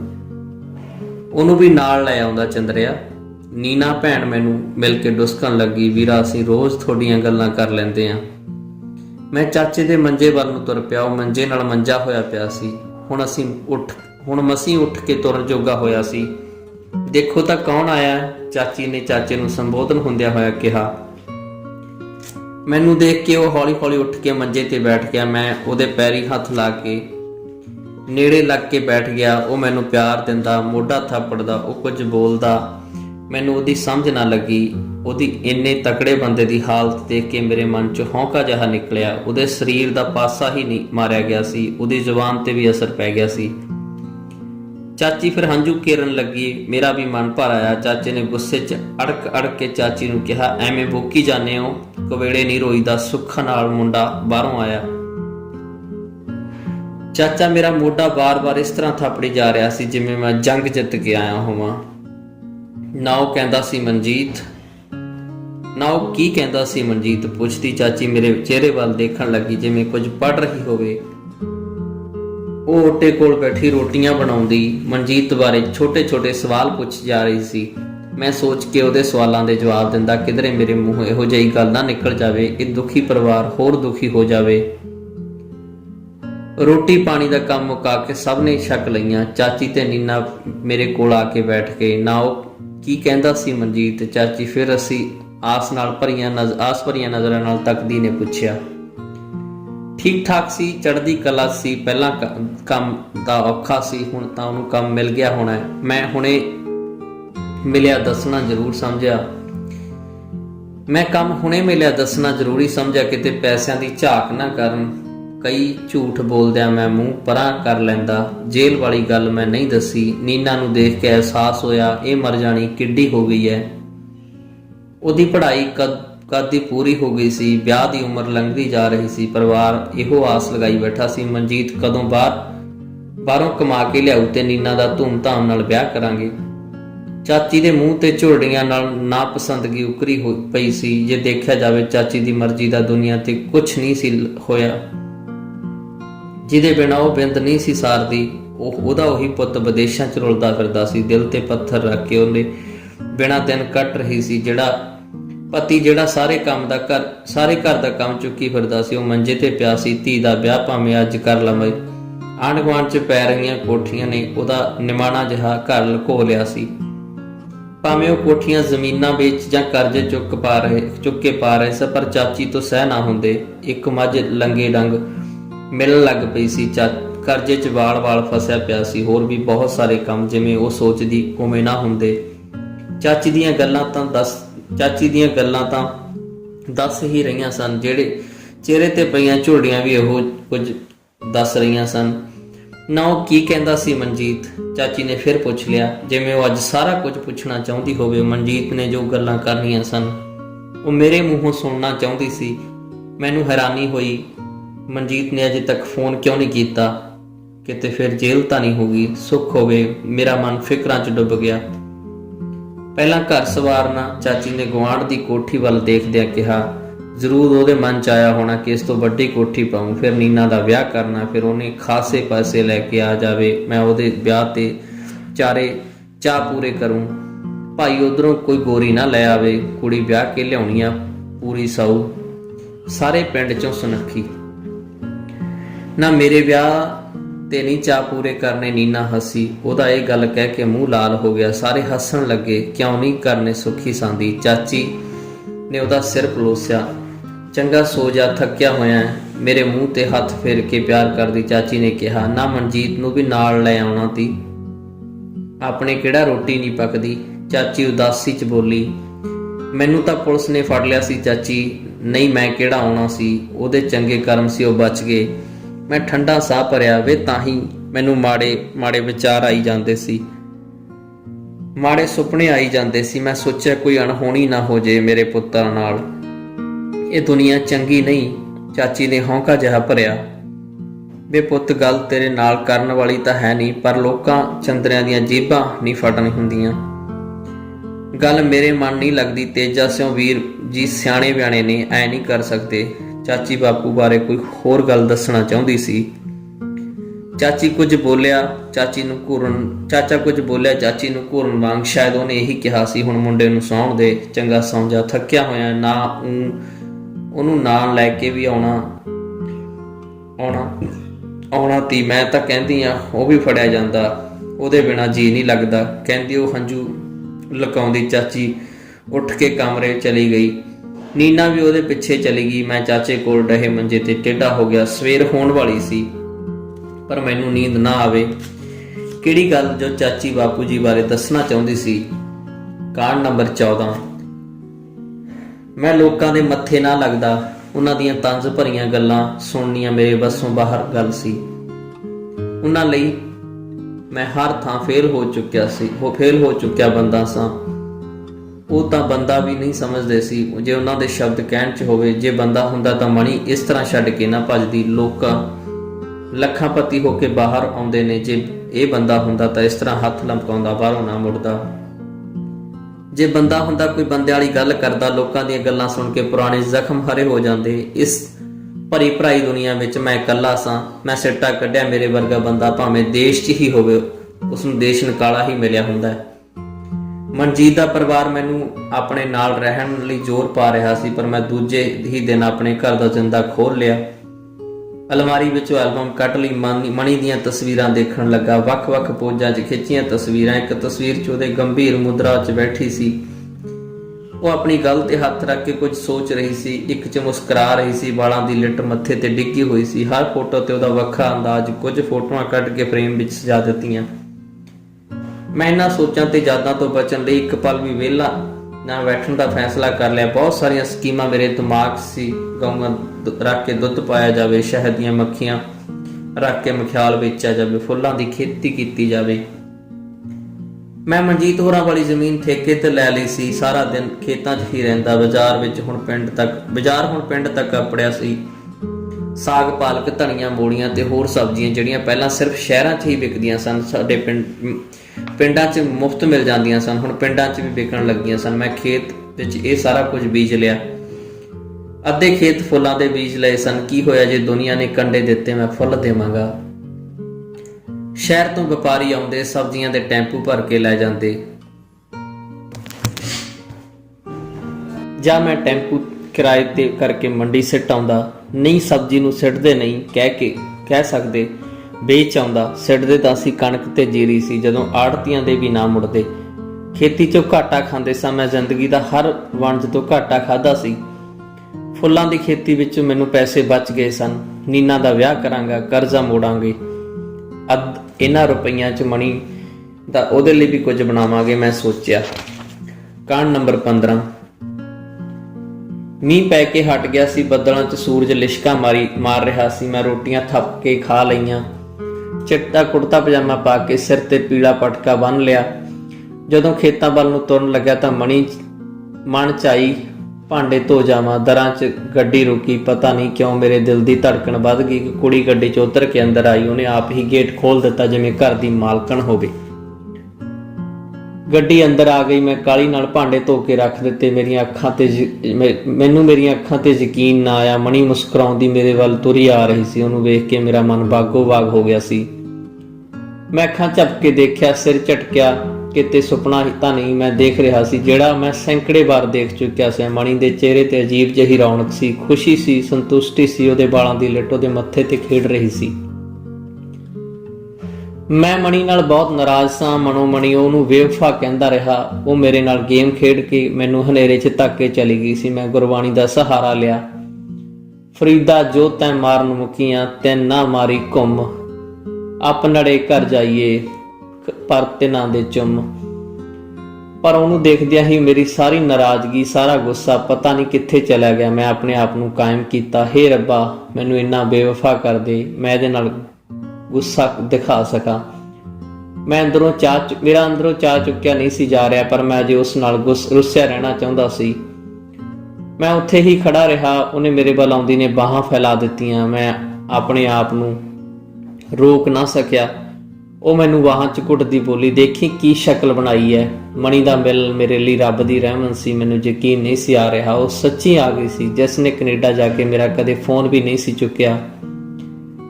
ਦੇਖੀ ਇਸ ਘਰ 'ਚ ਮੇਰੀ ਜਾਨ ਰਹਿੰਦੀ ਏ, ਦੇਖੀਏ ਤੁਸੀਂ, ਉਹ ਕਹਿੰਦੀ ਮੇਰਾ ਮੱਥਾ ਚੁੰਮਦੀ ਹੈ। ਅਟੈਚੀ ਅੰਦਰ ਰੱਖੋ। ਉਹ ਗੱਡੀ ਵੱਲ ਵੇਖ ਡਰਾਈਵਰ ਨੂੰ ਕਹਿੰਦੀ ਹੈ। ਉਹ ਅਟੈਚੀ ਗੱਡੀ ਚੋਂ ਕੱਢ ਕੇ ਮੇਰੇ ਕਮਰੇ 'ਚ ਰੱਖਣ ਲੱਗੀ। ਇੱਕ ਦੋ ਤਿੰਨ ਤੇ ਇੱਕ ਹੈਂਡ ਬੈਗ ਮਣੀ ਲਿਆਈ। ਜੇ ਮੈਂ ਮਣੀ ਦੇ ਬਚਦੀ ਸਾਰੀ ਜ਼ਿੰਦਗੀ ਇੱਥੇ ਗੁਜ਼ਾਰਨੀ ਸੀ। ਚਾਹ ਬਣਾ, ਇਹਨੇ ਮੁੜਨਾ। ਉਹ ਡਰਾਈਵਰ ਵੱਲ ਇਸ਼ਾਰਾ ਕਰਕੇ ਮੈਨੂੰ ਚਾਹ ਬਣਾਉਣ ਦਾ ਹੁਕਮ ਲਾਉਂਦੀ ਹੈ। ਹੋਰ ਸਾਰੇ ਠੀਕ ਨੇ ਕੈਨੇਡਾ? ਤੇਰੀ ਸਿਹਤ ਠੀਕ ਹੈ? ਮੈਂ ਰਸੋਈ ਜਾਣ ਤੋਂ ਪਹਿਲਾਂ ਉਹਦਾ ਹਾਲ ਪੁੱਛਣ ਲੱਗਦਾ ਹਾਂ। ਸਭ ਕੁਛ ਓਕੇ ਆ, ਮੈਂ ਤੇਰੇ ਬਾਰੇ ਪੂਰੀ ਜਾਣਕਾਰੀ ਰੱਖਦੀ ਸੀ। ਮੈਨੂੰ ਪਤਾ ਤੂੰ ਜਰਮਨ ਜਾ ਕੇ ਮੁੜ ਆਇਆ। ਉਹ ਹੱਸਦੀ ਸੀ। ਪਤਾ ਨਹੀਂ ਕਿਉਂ ਮੈਨੂੰ ਲੱਗਿਆ ਉਹਦੇ ਹਾਸਿਆਂ ਪਿੱਛੇ ਕੋਈ ਗਹਿਰਾ ਦਰਦ ਲੁਕਿਆ ਹੋਇਆ ਸੀ। ਮੈਂ ਰਸੋਈ 'ਚ ਜਾ ਵੜਿਆ। ਉਹ ਡਰਾਈਵਰ ਨੂੰ ਬੈਠਣ ਲਈ ਕਹਿ ਕੇ ਮੇਰੇ ਪਿੱਛੇ ਰਸੋਈ 'ਚ ਆ ਗਈ। ਪਿੱਛੋਂ ਜੱਫੀ ਪਾ ਕੇ ਬੋਲੀ, ਤੂੰ ਮੈਨੂੰ ਪੁੱਛੇਂਗਾ ਮੈਂ ਕਿਉਂ ਆਈ ਹਾਂ? ਦੇਖ, ਕੁਛ ਨਾ ਪੁੱਛੀ, ਮੈਂ ਇਸ ਲਈ ਆਈ ਹਾਂ। ਮੈਂ ਇਸ ਲਈ ਆਈ ਹਾਂ ਬਈ ਮੈਨੂੰ ਤੇਰੇ ਨਾਲ ਕੋਈ ਕੰਮ ਹੈ। ਮੈਂ ਕਿਤੇ ਹੋਰ ਜਾ ਕੇ ਰਹਿ ਵੀ ਨਹੀਂ ਸੀ ਸਕਦੀ। ਮੈਂ ਤਾਂ ਬਸ ਤੇਰੇ ਲਈ ਆਈ ਹਾਂ, ਸਮਝ ਲੈ, ਤੇਰੇ ਬਿਨ ਨਹੀਂ ਰਹਿ ਸਕੀ। ਚਾਹ ਉਬਲੀ ਜਾ ਰਹੀ ਸੀ, ਮਣੀ ਬੋਲੀ ਜਾ ਰਹੀ ਸੀ, ਪਰ ਮੇਰਾ ਮਨ ਭਾਰੀ ਹੋਇਆ ਪਿਆ ਸੀ। ਮੈਨੂੰ ਲੱਗਦਾ ਸੀ ਮੈਂ ਜੇ ਕੁਝ ਬੋਲਿਆ ਮੇਰਾ ਰੋਣਾ ਨਿਕਲ ਆਵੇਗਾ। ਮਣੀ ਉਬਲਦੀ ਚਾਹ ਵਿੱਚ ਫਰਿੱਜੋਂ ਵਿੱਚੋਂ ਕੱਢਿਆ ਦੁੱਧ ਪਾਉਣ ਲੱਗੀ। ਉਬਲਦੀ ਚਾਹ ਸ਼ਾਂਤ ਹੋ ਗਈ। ਤੂੰ ਸੱਚਾ ਸੀ, ਕੈਨੇਡਾ ਛਲੇਡਾ ਹੀ ਆ। ਮੈਂ ਤਾਂ ਉੱਥੇ ਫਸ ਗਈ। ਮਣੀ ਦੀ ਮੁਸਕਾਨ ਤੇ ਅੱਖਾਂ 'ਚ ਬਲਦੀ ਲਾਟ ਨੇ ਮੇਰੇ ਅੰਦਰੋਂ ਲਾਟ ਜਿਹੀ ਵਾਲ ਦਿੱਤੀ। ਉਹ ਚਾਹ ਕੱਪਾਂ 'ਚ ਪਾ ਕੇ ਡਰਾਈਵਰ ਨੂੰ ਚਾਹ ਦੇਣ ਤੁਰਨ ਲੱਗੀ। ਲਿਆਓ। ਮੈਂ ਚਾਹ ਦਾ ਕੱਪ ਉਹਦੇ ਹੱਥ 'ਚ ਫੜ ਲਿਆ। ਡਰਾਈਵਰ ਨੂੰ ਦੇਣ ਤੁਰ ਪਿਆ। ਉਹ ਸਾਡੇ ਦੋਹਾਂ ਲਈ ਚਾਹ ਕੱਪਾਂ 'ਚ ਪਾ ਕੇ ਕਮਰੇ 'ਚ ਆ ਗਈ। ਮੇਰੇ ਕੋਲ ਕੁਰਸੀ ਤੇ ਬੈਠ ਗਈ। ਮੇਜ਼ ਤੇ ਪਈ ਚਾਹ ਦੀ ਪਿਆਲੀ ਤੇ ਇੱਕ ਘੁੱਟ ਭਰੀ। ਲਓ, ਮੈਂ ਮਿੱਠੀ ਕਰ ਦਿੱਤੀ ਕਹਿ ਕੇ ਮੈਨੂੰ ਪਿਆਲੀ ਫੜਾਉਂਦੀ ਹੱਸ ਪਈ। ਮੈਂ ਉਹਦੀਆਂ ਅੱਖਾਂ ਨਮ ਸੀ। ਕੈਨੇਡਾ ਬਾਰੇ ਕੁਝ ਨਾ ਪੁੱਛੀ, ਉਹ ਮੈਂ ਤੈਨੂੰ ਬਾਅਦ 'ਚ ਦੱਸੂਗੀ। ਮਣੀ ਫਿਰ ਬੋਲੀ, ਤੂੰ ਬਹੁਤ ਸਵੀਟ ਹੈ, ਜਿਵੇਂ ਮੈਂ ਤੇਰੇ ਨਾਲ ਕੀਤਾ। ਜੇ ਤੂੰ ਕਰਦਾ ਮੈਂ ਕਦੇ ਬੁਲਾਉਂਦੀ ਵੀ ਨਾ। ਕੀ ਕਰਾਂ, ਮੈਨੂੰ ਤੇਰਾ ਬਹੁਤ ਪਿਆਰ ਆਉਂਦਾ ਹੈ। ਮੈਂ ਨੀਵੀਂ ਪਾ ਕੇ ਕਿਹਾ। ਹੋਰ ਤੈਨੂੰ ਆਉਂਦਾ ਵੀ ਕੀ ਹੈ? ਉਹ ਹੱਸਣ ਲੱਗੀ। ਕਾਂਡ ਨੰਬਰ 16। ਮਣੀ ਬਹੁਤ ਰਹੱਸਮਈ ਜਿਹੀ ਹੋ ਗਈ ਸੀ। ਕਦੀ ਲੱਗਦਾ ਉਹ ਮੇਰੀ ਹੀ ਹੈ, ਕਦੀ ਲੱਗਦਾ ਮੈਂ ਕੁਝ ਵੀ ਨਹੀਂ। ਸਮਝ ਨਾ ਲੱਗਦਾ ਉਹ ਮੋਬਾਈਲ ਤੇ ਇੰਨਾ ਸਮਾਂ ਕਿਸ ਨਾਲ ਗੱਲਾਂ ਕਰੀ ਜਾਂਦੀ ਹੈ। ਮੈਂ ਤੇ ਮਣੀ ਖੇਤਾਂ ਵੱਲ ਘੁੰਮਣ ਚਲੇ ਗਏ। ਮੈਂ ਮਣੀ ਨੂੰ ਦਿਖਾਉਣਾ ਚਾਹੁੰਦਾ ਸਾਂ। ਹੁਣ ਮੈਂ ਉਹ ਨਹੀਂ ਰਿਹਾ ਜੋ ਕੰਮ ਤੋਂ ਭੱਜਦਾ। ਹੁਣ ਮੈਂ ਸਾਰੇ ਕੰਮ ਅੱਗੇ ਲਾ ਲਏ ਹਨ। ਉਹ ਫੁੱਲਾਂ ਦੇ ਖੇਤ ਦੇਖ ਕੇ ਖਿੜ ਗਈ। ਆਪਣੇ ਮੋਬਾਈਲ ਨਾਲ ਫੁੱਲਾਂ ਦੀਆਂ ਫੋਟੋਆਂ ਖਿੱਚਣ ਲੱਗੀ। ਉਹ ਹੱਸਦੀ ਚਹਿਕਦੀ ਫੁੱਲਾਂ 'ਚ ਫਿਰਦੀ ਤਿਤਲੀ ਕਦੀ ਪਰੀਆਂ ਦੀ ਪਟਰਾਣੀ ਲੱਗ ਰਹੀ ਸੀ। ਜੀ ਕਰਦਾ ਉਹਨੂੰ ਫੁੱਲਾਂ ਨਾਲ ਤੋਲ ਦੇਵਾਂ, ਉਹਦੀ ਝੋਲੀ ਫੁੱਲਾਂ ਨਾਲ ਭਰ ਦੇਵਾਂ। ਮੈਂ ਮਣੀ ਤੋਂ ਮੋਬਾਈਲ ਲੈ ਕੇ ਉਸਦੀਆਂ ਫੋਟੋਆਂ ਫੁੱਲਾਂ 'ਚ ਖਿੱਚਣ ਲੱਗਾ। ਉਹ ਪੋਜ ਬਣਾ ਕੇ ਫੋਟੋਆਂ ਖਿਚਵਾ ਰਹੀ ਸੀ। ਸ਼ਾਇਦ ਮੇਰੀ ਨਜ਼ਰ ਲੱਗ ਗਈ। ਵੱਟ ਤੋਂ ਤਿਲਕ ਕੇ ਡਿੱਗ ਪਈ। ਉਹ ਹੱਸਦੀ ਹੋਈ ਫੁੱਲਾਂ ਤੇ ਡਿੱਗੀ ਹੋਈ ਹੋਰ ਫੁੱਲ ਹੀ ਲੱਗ ਰਹੀ ਸੀ। ਮੈਂ ਉੱਚਾ ਉੱਡਣ ਲੱਗ ਪਈ ਸਾਂ। ਉੱਚੀ ਅੱਡੀ ਦੀ ਜੁੱਤੀ ਪਾ ਕੇ ਵੱਟ ਤੇ ਤੁਰਨਾ ਕਿਹੜਾ ਸੌਖਾ। ਖੜੀ ਕਰ ਮੈਨੂੰ, ਉਹਨੇ ਹੱਥ ਦਿੰਦੀ ਬੋਲਿਆ। ਘਰ ਆ ਕੇ ਮਣੀ ਬਹੁਤ ਚਿਰ ਪਤਾ ਨਹੀਂ ਕਿਸ ਨਾਲ ਮੋਬਾਈਲ ਤੇ ਗੱਲਾਂ ਮਾਰਦੀ ਰਹੀ। ਮੈਨੂੰ ਖਿਝ ਚੜ ਰਹੀ ਸੀ। ਫਿਰ ਮੇਰੇ ਕੋਲ ਆ ਕੇ ਬੈਠ ਗਈ। ਮੈਂ ਚਾਹ ਬਣਾਉਣ ਚਲਾ ਗਿਆ। ਚਾਹ ਦਾ ਕੱਪ ਫੜਦੀ ਮਣੀ ਪੁੱਛਣ ਲੱਗੀ, ਫੁੱਲਾਂ ਨੂੰ ਕੋਈ ਖਰੀਦਦਾ ਵੀ ਆ? ਇੱਥੇ ਹਰ ਚੀਜ਼ ਵਿਕਦੀ ਆ। ਮੈਂ ਕਿਹਾ, ਸੀਰੀਅਸਲੀ ਪੁੱਛਦੀ ਆ ਯਾਰ? ਮਣੀ ਨੇ ਮੇਰੇ ਚਿਹਰੇ ਵੱਲ ਦੇਖਦੀ ਨੇ ਮੈਨੂੰ ਖਿੱਚ ਕੇ ਮੇਰੀ ਖਿੱਚ ਪੜ ਲਈ। ਸੀਰੀਅਸਲੀ ਹੀ ਦੱਸ ਰਿਹਾ ਹਾਂ। ਮੈਂ ਕੁਝ ਕਹਿਣਾ ਚਾਹੁੰਦਾ ਸਾਂ। ਉਹਨੇ ਮੇਰਾ ਚਾਹ ਦੇ ਕੱਪ ਵਾਲਾ ਹੱਥ ਫੜ ਲਿਆ। ਉਹ ਮੈਨੂੰ ਪੱਥਰ ਤੋਂ ਮੋਮ ਬਣਾਉਣ ਦੇ ਗੁਰ ਜਾਣਦੀ ਹੈ। ਫੁੱਲਾਂ ਦੇ ਖੇਤ ਦੇਖ ਮਣੀ ਦੇ ਚਿਹਰੇ ਤੇ ਖੇੜਾ ਆਇਆ ਹੋਇਆ ਸੀ। ਫੁੱਲਾਂ 'ਚ ਹੋਈ ਕਮਾਈ ਦੇਖ ਕੇ ਉਹ ਮੈਨੂੰ ਹੋਰ ਖੁਸ਼ ਕਰਨ ਦੀ ਸੋਚੀ।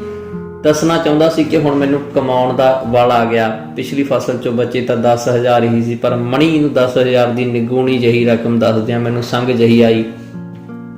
ਚੰਗਾ ਬਾਬਾ, ਦੱਸਦਾ। ਅੱਖਾਂ ਮੀਚ ਮੈਂ ਆਪਣੀ ਕੁਰਸੀ ਤੋਂ ਉੱਠਦਿਆਂ ਉਹ ਹੱਸਣ ਲੱਗੀ। ਦੇਖੀ ਕਿਉਂ? ਮੈਂ ਚਾਹ ਵਾਲਾ ਕੱਪ ਮੇਜ਼ ਤੇ ਰੱਖਿਆ। ਤੂੰ ਅੱਖਾਂ ਤਾਂ ਬੰਦ ਕਰ। ਓਕੇ ਬਾਬਾ, ਓਕੇ ਕਹਿ ਕੇ ਉਹਨੇ ਅੱਖਾਂ ਬੰਦ ਕਰ ਲਈਆਂ। ਮੈਂ ਕਮਰੇ 'ਚ ਆ ਕੇ ਅਲਮਾਰੀ ਖੋਲ੍ਹੀ। ਉਸ ਵਿੱਚ 21,000 ਰੁਪਏ ਕੱਢ ਕੇ ਲਿਆਇਆ। ਇਹ ਰੁਪਏ ਮੈਂ ਆੜ੍ਹਤੀਆਂ ਤੋਂ ਖਾਦ ਤੇ ਦਵਾਈਆਂ ਲਈ ਲਿਆਇਆ ਸਾਂ। 21 ਸ਼ਗਨਾਂ ਦੇ ਹੁੰਦੇ ਨੇ। ਮਨ 'ਚ ਹੱਸਿਆ। ਜੇ ਜ਼ਿਆਦਾ ਹੁੰਦੇ ਮੈਂ ਸਾਰੇ ਹੀ ਕੱਢ ਲਿਆਉਣੇ ਸੀ ਤੇ ਮਣੀ ਦੇ ਹੱਥ ਤੇ ਲਿਆ ਰੱਖਣੇ ਸੀ, ਜਿਵੇਂ ਕੋਈ ਆਪਣੀ ਪਹਿਲੀ ਕਮਾਈ ਧਾਰਮਿਕ ਸਥਾਨਾਂ ਤੇ ਚੜਾਉਂਦਾ। ਹੱਥ ਅੱਗੇ ਕਰ, ਮੈਂ ਹੁਕਮ ਲਾਇਆ। ਮਣੀ ਨੇ ਚਾਹ ਦਾ ਕੱਪ ਮੇਜ਼ ਤੇ ਰੱਖ ਕੇ ਹੱਥ ਅੱਗੇ ਕੀਤਾ, ਜਿਵੇਂ ਪ੍ਰਸ਼ਾਦ ਲੈਣ ਨੂੰ ਕਰਦੇ ਨੇ। ਉਹਨੇ ਚਲਾਕੀ ਵਰਤਣੀ ਨੇ। ਥੋੜੀ ਜਿਹੀ ਅੱਖ ਖੋਲ ਕੇ ਮੈਨੂੰ ਰੁਪਈਏ ਲਏ ਆਉਂਦੇ ਨੂੰ ਦੇਖ ਲਿਆ ਸੀ ਮੈਂ। ਰੁਪਈਏ ਉਹਦੇ ਹੱਥ ਤੇ ਧਰ ਦਿੱਤੇ। ਆਹ ਲੈ ਮੇਰੀ ਪਹਿਲੀ ਕਮਾਈ, ਜੋ ਫੁੱਲਾਂ ਚੋਂ ਕਮਾਈ ਹੈ ਤਾਂ ਥੋੜੀ। ਉਹ ਮੁਸਕਰਾਉਂਦੀ ਰੁਪਈਏ ਮੱਥੇ ਨਾਲ ਲਾਉਂਦੀ ਬੋਲੀ, ਵਾਓ ਵਾਓ, ਇੰਨੇ ਰੁਪਈਏ, ਮੈਨੂੰ ਤੇਰੇ ਤੇ ਮਾਣ ਹੈ। ਉਹਨੇ ਮੈਨੂੰ ਕੁੱਟ ਕੇ ਜੱਫੀ ਪਾ ਲਈ। ਚੱਲ ਕਿਤੇ ਘੁੰਮ ਆਈ। ਉਹ ਹੱਸਣ ਲੱਗੀ। ਮੈਂ ਜਾਣ ਲਈ ਕਾਰ ਕਿਰਾਏ ਤੇ ਲਿਆਇਆ। ਮਣੀ ਨੇ ਉਹ ਕਾਰ ਘਰੋਂ ਮੋੜ ਦਿੱਤੀ। ਸੁਖਪਾਲ ਢਿੱਲੋਂ ਦੀ ਵਧੀਆ ਗੱਡੀ ਮੰਗਵਾ ਲਈ। ਢਿੱਲੋਂ ਨਾਲ ਮਣੀ ਤੇ ਪਤਾ ਨਹੀਂ ਕੀ ਰਿਸ਼ਤੇਦਾਰੀ ਕੱਢ ਲਈ। ਉਹ ਜ਼ਿਆਦਾ ਹੀ ਸਿਰੇ ਚੜਿਆ ਰਹਿੰਦਾ। ਉਹ ਸਾਡੇ ਨਾਲ ਡਲਹੌਜੀ ਜਾਣਾ ਚਾਹੁੰਦਾ ਸੀ। ਮਣੀ ਨੇ ਮਨਾ ਕਰ ਦਿੱਤਾ। ਅਸੀਂ ਮਿਹਰ ਹੋਟਲ 'ਚ ਰਹੇ। ਡਲਹੌਜੀ ਦੀ ਖੂਬਸੂਰਤ ਨਜ਼ਾਰੇ ਲੁੱਟੇ। ਸਾਡੇ ਕਮਰੇ ਵਿੱਚ ਵੀ ਖੂਬਸੂਰਤ ਪੇਂਟਿੰਗਾਂ ਲੱਗੀਆਂ ਹੋਈਆਂ ਸਨ। ਇੱਕ ਮੁਸਕਰਾ ਰਹੀ ਔਰਤ ਦੀ ਅੱਖ 'ਚੋਂ ਅੱਥਰੂ ਡਿੱਗ ਰਿਹਾ ਸੀ। ਮਣੀ ਉਸ ਪੇਂਟਿੰਗ ਵੱਲ ਧਿਆਨ ਨਾਲ ਦੇਖ ਰਹੀ ਸੀ। ਵਿਚਾਰੀ ਦੁਖਿਆ ਰਹੀ। ਮੈਂ ਕਿਹਾ, ਖੁਸ਼ੀ ਦੇ ਹੰਝੂ ਨੇ। ਮਣੀ ਚਹਿਕੀ। ਅਸੀਂ ਪਹਾੜਾਂ ਵੱਲ ਘੁੰਮਣ ਚਲੇ ਗਏ। ਕੁਦਰਤੀ ਦ੍ਰਿਸ਼ ਮਣੀ ਨੂੰ ਜੋ ਚੰਗੇ ਲੱਗ ਰਹੇ ਸਨ, ਉਹਨਾਂ ਦੀਆਂ ਫੋਟੋਆਂ ਖਿਚਵਾਈ ਜਾ ਰਹੀ ਸੀ। ਮਣੀ ਨੇ ਸਾਡੇ ਕੋਲੋਂ ਲੰਘੇ ਜਾ ਰਹੇ ਇੱਕ ਬਜ਼ੁਰਗ ਬੰਦੇ ਨੂੰ ਕੈਮਰਾ ਦੇ ਕੇ ਕਿਹਾ, ਅੰਕਲ ਸਾਡੀ ਫੋਟੋ ਖਿੱਚ ਦਿਓ ਪਲੀਜ਼। ਪਿੱਛੇ ਜੋ ਦ੍ਰਿਸ਼ ਆਓ ਜ਼ਰੂਰ ਆਵੇ। ਓਕੇ ਬੇਟਾ ਓਕੇ ਕਹਿ ਕੇ ਕੋਟ ਪੈਂਟ ਪਾਈ ਚਿੱਟੀ ਦਾੜੀ ਵਾਲਾ ਬਜ਼ੁਰਗ ਕੋਈ ਫੌਜੀ ਅਫਸਰ ਲੱਗ ਰਿਹਾ ਸੀ, ਸਾਡੀਆਂ ਫੋਟੋਆਂ ਖਿੱਚਣ ਲੱਗਾ। ਅੰਕਲ ਪਲੀਜ਼, ਜਦੋਂ ਅਸੀਂ ਘੁੰਮ ਰਹੇ ਹੋਈਏ। ਮਣੀ ਨੇ ਮੇਰੇ ਬੁੱਲਾਂ ਨੂੰ ਹੱਥ ਲਾਇਆ। ਅੰਕਲ ਜੋ ਕੁਝ ਪਹਿਲਾਂ ਝੱਟ ਫੋਟੋ ਖਿੱਚ ਦਿੰਦਾ ਸੀ, ਉਸ ਤੋਂ ਕੈਮਰਾ ਠੀਕ ਨਹੀਂ ਸੀ ਹੋ ਰਿਹਾ। ਉਹਨੇ ਬਹੁਤ ਚਿਰ ਫੋਟੋ ਖਿੱਚਣ ਨੂੰ ਲਾ ਦਿੱਤਾ, ਜਿਵੇਂ ਖੁਦ ਨੂੰ ਇਸ ਨਜ਼ਾਰੇ ਦਾ ਆਨੰਦ ਲੈ ਰਿਹਾ ਹੋਵੇ। ਮੈਂ ਸ਼ਰਮ ਨਾਲ ਪਾਣੀ ਹੋ ਰਿਹਾ ਸਾਂ। ਠੰਡੀਆਂ ਤਰੇਲੀਆਂ ਆ ਰਹੀਆਂ ਸਨ। ਅੰਕਲ ਕੈਮਰਾ ਦੇ ਕੇ ਮਣੀ ਦਾ ਸਿਰ ਪਲੋਸ ਕੇ ਖੁਸ਼ ਰਹੋ ਦਾ ਆਸ਼ੀਰਵਾਦ ਦੇ ਕੇ ਚਲਾ ਗਿਆ। ਇਹੋ ਜਿਹਾ ਖੂਬਸੂਰਤ ਮੌਸਮ ਹੁੰਦਾ ਹੈ ਕੈਨੇਡਾ 'ਚ, ਮਣੀ ਮੈਨੂੰ ਦੱਸਣ ਲੱਗੀ। ਮੈਂ ਮਣੀ ਤੋਂ ਕੈਨੇਡਾ ਬਾਰੇ ਇੱਕੋ ਵੇਲੇ ਬਹੁਤ ਸਾਰੇ ਸਵਾਲ ਪੁੱਛ ਲਏ। ਉਹ ਉੱਥੇ ਘਰੇ ਹੋਈ ਲੜਾਈ ਬਾਰੇ, ਮਣੀ ਕਿੱਥੇ ਰਹਿੰਦੀ ਹੈ, ਭਵਿੱਖ 'ਚ ਕੀ ਕਰਨ ਦੀ ਸਲਾਹ। ਉਹ ਮੇਰਾ ਹੱਥ ਫੜ ਕੇ ਬੋਲੀ, ਇੰਨਾ ਕੁਝ ਨਾ ਪੁੱਛ, ਬਸ ਅਜੇ ਇੰਨਾ ਹੀ ਆਨੰਦ ਮਾਣੋ ਅੱਜ ਦਾ। ਉਹ ਹੱਸਣ ਲੱਗੀ। ਤੀਜੇ ਦਿਨ ਅਸੀਂ ਡਲਹੌਜ਼ੀ ਤੋਂ ਮੁੜੇ। ਮੈਂ ਇਹਨਾਂ ਦਿਨਾਂ 'ਚ ਕਿੰਨਾ ਹੀ ਜੀ ਲਿਆ ਸੀ। ਵਾਪਸ ਮੁੜਦਿਆਂ ਗੁਰਦੁਆਰਾ ਸਾਹਿਬ ਮੱਥਾ ਟੇਕ ਕੇ ਅਸੀਂ ਕਾਰ 'ਚ ਬੈਠੇ ਪਿੰਡ ਵੱਲ ਨੂੰ ਤੁਰ ਪਏ। ਮਣੀ ਮੇਰੇ ਸਟੀਅਰਿੰਗ ਤੇ ਹੱਥ ਰੱਖ ਕੇ ਹੱਥ ਨਾਲ ਸ਼ਰਾਰਤਾਂ ਨਾਲ ਪੁੱਛਦੀ, ਤੂੰ ਗੁਰਦੁਆਰੇ ਬਹੁਤ ਸ਼ਰਧਾ ਨਾਲ ਅੱਖਾਂ ਮੀਚ ਕੇ ਅਰਦਾਸ ਕਰ ਰਿਹਾ ਸੀ, ਦੱਸੀ ਕੀ ਮੰਗਿਆ। ਰੱਬ ਤੋਂ ਜੋ ਮੰਗੀਦਾ ਉਹ ਦੱਸੀਦਾ ਨਹੀਂ। ਮੈਂ ਮੁਸਕਰਾਇਆ। ਦੇਖੀ ਜਿੰਦਰ, ਉਸ ਦੀਆਂ ਅੱਖਾਂ 'ਚ ਪਿਆਰ ਡੁੱਲਣ ਪੈ ਰਿਹਾ ਸੀ। ਉਹ ਮੇਰੇ ਚਿਹਰੇ ਤੇ ਨਜ਼ਰ ਟਿਕਾਈ ਮੇਰੇ ਸਵਾਲ ਦਾ ਜਵਾਬ ਮੰਗ ਰਹੀ ਸੀ। ਮੈਂ ਤੇਰੇ ਬਿਨਾਂ ਜੀ ਨਹੀਂ ਸਕਦਾ, ਬਸ ਇੰਨਾ ਹੀ ਕਹਿ ਕੇ ਮੈਂ ਨੀਵੀਂ ਪਾ ਲਈ। ਤੂੰ ਜੀ ਸਕਦਾ ਹੈ ਮੇਰੇ ਬਿਨ। ਮਣੀ ਵਾਲਾਂ ਦੀ ਲਿਟ ਠੀਕ ਕਰਦੀ ਬੋਲੀ। ਮੈਂ ਮੇਰੇ ਵੱਲ ਦੇਖ ਕੇ ਮੁਸਕਰਾਈ ਜਾ ਰਹੀ ਸੀ। ਥੈਂਕ ਯੂ ਮੈਂ ਕਿਹਾ। ਮੈਂ ਤਾਂ ਕੁਝ ਵੀ ਨਹੀਂ ਕਿਹਾ। ਉਹ ਹੱਸਣ ਲੱਗੀ, ਪਰ ਮੈਂ ਸੁਣ ਲਿਆ। ਮਾਰੇ ਗਏ, ਮਣੀ ਨੇ ਚੀਕ ਮਾਰ ਕੇ ਕਿਹਾ। ਬੇਧਿਆਨੇ ਅਸੀਂ ਸੜਕ ਦੇ ਵਿਚਕਾਰ ਚਲੇ ਗਏ ਸਾਂ। ਉਧਰੋਂ ਤੇਜ਼ ਰਫ਼ਤਾਰ ਆਉਂਦੀ ਬੱਸ ਸਾਡੀ ਕਾਰ ਨਾਲ ਟਕਰਾਉਣੋਂ ਮਸੀਂ ਬਚੀ। ਮਣੀ ਨੇ ਆਪਣੀ ਛਾਤੀ ਤੇ ਹੱਥ ਰੱਖ ਕੇ ਤੇਜ਼ ਧੜਕਦੇ ਦਿਲ, ਜਿਸ ਦੀ ਆਵਾਜ਼ ਮੈਨੂੰ ਵੀ ਸੁਣ ਰਹੀ ਸੀ, ਨੂੰ ਠੁੰਮਣ ਦਿੱਤਾ। ਹਾਏ ਰੱਬਾ, ਦੋਵਾਂ ਦਾ ਭੋਗ ਪੈ ਜਾਣਾ ਸੀ। ਉਸਨੇ ਸੀਟ ਤੇ ਸਿਰ ਰੱਖ ਕੇ ਲੰਮਾ ਸਾਹ ਲੈਣ ਵਾਂਗ ਹੌਂਕਾ ਲਿਆ। ਜੇ ਕੁਝ ਹੋ ਜਾਂਦਾ, ਜੇ ਤੂੰ ਕੋਲ ਹੋਵੇ, ਮੈਨੂੰ ਮੌਤ ਦਾ ਡਰ ਨਹੀਂ। ਜੇ ਦੋਵੇਂ ਇਕੱਠੇ ਸ਼ਹੀਦ ਹੋਵਾਂਗੇ ਤਾਂ ਸਵਰਗ ਜਾਵਾਂਗੇ। ਸ਼ਹੀਦ? ਉਹ ਹੱਸੀ। ਤੂੰ ਮੇਰੇ ਲਈ ਜਾਨ ਦੇ ਸਕਦਾ ਹੈ? ਇਹ ਵੀ ਕੋਈ ਪੁੱਛਣ ਵਾਲੀ ਗੱਲ ਹੈ। ਜਦੋਂ ਮੈਂ ਇਹ ਸ਼ਬਦ ਕਹੇ ਤਾਂ ਅਸੀਂ ਬਿਨਾਂ ਫਾਟਕ ਤੋਂ ਰੇਲਵੇ ਲਾਈਨ ਕੋਲ ਲੰਘ ਰਹੇ ਸਾਂ। ਗੱਡੀ ਰੋਕ। ਮਣੀ ਵਾਲਾਂ ਦੀ ਲਿਟ ਠੀਕ ਕਰਦੀ ਬੋਲੀ, ਪਿੱਛੇ ਮੋੜ ਕੇ ਗੱਡੀ ਦੀ ਲਾਈਨ ਕੋਲ ਲੈ ਕੇ ਜਾ। ਉਹਨੇ ਹੁਕਮ ਲਾਇਆ। ਮੈਂ ਸਵਾਲੀਆਂ ਨਜ਼ਰਾਂ ਨਾਲ ਦੇਖਦਿਆਂ ਡਰਾਈਵਰਾਂ ਵਾਂਗ ਉਹਦੇ ਹੁਕਮ ਦੀ ਪਾਲਣਾ ਕੀਤੀ। ਆ ਜਾ। ਉਹਨੇ ਕਾਰ ਚੋਂ ਨਿਕਲ ਕੇ ਮੋਬਾਈਲ ਸੀਟ ਤੇ ਰੱਖ ਸੁੱਟ ਦਿੱਤਾ। ਮੈਨੂੰ ਸਮਝ ਨਹੀਂ ਸੀ ਆ ਰਹੀ ਇਹ ਸਭ ਕੀ ਤਮਾਸ਼ਾ ਹੈ। ਮੈਂ ਗੱਡੀ ਇੱਕ ਪਾਸੇ ਖੜਾ ਕਰਕੇ ਬਾਹਰ ਨਿਕਲ ਗਿਆ। ਉਹ ਮੇਰਾ ਹੱਥ ਫੜ ਕੇ ਰੇਲਵੇ ਲਾਈਨ ਵੱਲ ਤੁਰੀ। ਆ ਜਾ, ਸ਼ਹੀਦ ਹੋਈਏ। ਉਹ ਹੱਸਣ ਲੱਗੀ। ਸ਼ਹੀਦ ਹੋਣ ਵਾਲੀ ਗੱਲ ਮੈਂ ਮੂੰਹੋਂ ਕਹੀ ਸੀ, ਪਰ ਮਣੀ ਦੇ ਚਿਹਰੇ ਤੇ ਝੱਲਾਪਣ ਸੀ ਜੋ ਮੈਨੂੰ ਪਿਆਰਾ ਲੱਗਾ। ਦੂਰ ਗੱਡੀ ਆ ਰਹੀ ਸੀ। ਆ ਜਾ, ਕਿਤੇ ਆਪਣਾ ਮਨ ਨਾ ਬਦਲ ਜੇ। ਉਹ ਮੇਰੀ ਬਾਂਹ ਫੜ ਕੇ ਮੇਰੇ ਮੋਢਿਆਂ ਤੇ ਸਿਰ ਰੱਖ ਕੇ ਮੈਨੂੰ ਜੱਫੀ ਪਾ ਕੇ ਲਾਈਨ ਦੇ ਵਿਚਕਾਰ ਖੜ ਗਈ।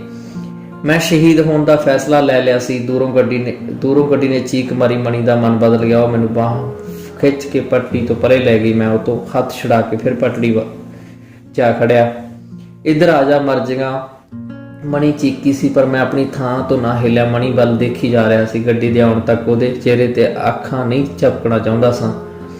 ਮਣੀ ਤਰਲੇ ਪਾਉਣ ਵਾਂਗ ਪਤਾ ਨਹੀਂ ਕੀ ਕਹਿ ਰਹੀ ਸੀ ਜੋ ਗੱਡੀ ਦੇ ਖੜਕੇ ਵਿੱਚ ਤੇ ਚੀਕ ਸੁਣਾਈ ਨਹੀਂ ਸੀ ਦੇ ਰਹੀ। ਗੱਡੀ ਆਉਣ ਤੋਂ ਕੁਝ ਸੈਕਿੰਡ ਪਹਿਲਾਂ ਮਣੀ ਨੇ ਛਾਲ ਮਾਰ ਕੇ ਮੈਨੂੰ ਧੱਕਾ ਮਾਰ ਕੇ ਪਟੜੀ ਤੋਂ ਪਰੇ ਸੁੱਟ ਦਿੱਤਾ। ਅਸੀਂ ਰੁੜਦੇ ਖਿਤਾਨਾਂ 'ਚ ਜਾ ਡਿੱਗੇ। ਕਾਫੀ ਸਮਾਂ ਕੁਝ ਨਾ ਬੋਲੇ, ਨਾ ਹਿੱਲੇ ਜੁਲੇ, ਮੌਤ ਨੂੰ ਨੇੜਿਓਂ ਦੇਖ ਕੇ ਹਟੇ ਸਾਂ। ਮਣੀ ਚੀਕਦੀ ਉੱਠੀ, ਮੇਰੀ ਛਾਤੀ ਤੇ ਦੋ ਹੱਥੜੇ ਮਾਰਨ ਲੱਗੀ। ਪਾਗਲ ਨੀ ਤੂੰ, ਪਾਗਲ ਕੁੱਤਾ, ਮੈਨੂੰ ਵੀ ਪਾਗਲ ਕਰਤਾ। ਫਿਰ ਮੈਨੂੰ ਚਿੰਬੜ ਕੇ ਰੋਣ ਲੱਗੀ। ਪਾਗਲਾ, ਕਦੇ ਦਵਾਈ ਪੀ ਲੈਣਾ, ਅੱਜ ਫਿਰ ਤੇਰੀ ਸਹੁੰ, ਮੇਰੀ ਸਹੁੰ ਲੱਗੇ ਤੂੰ ਜਾਣਾ ਹੈ ਮੇਰੇ ਲਈ।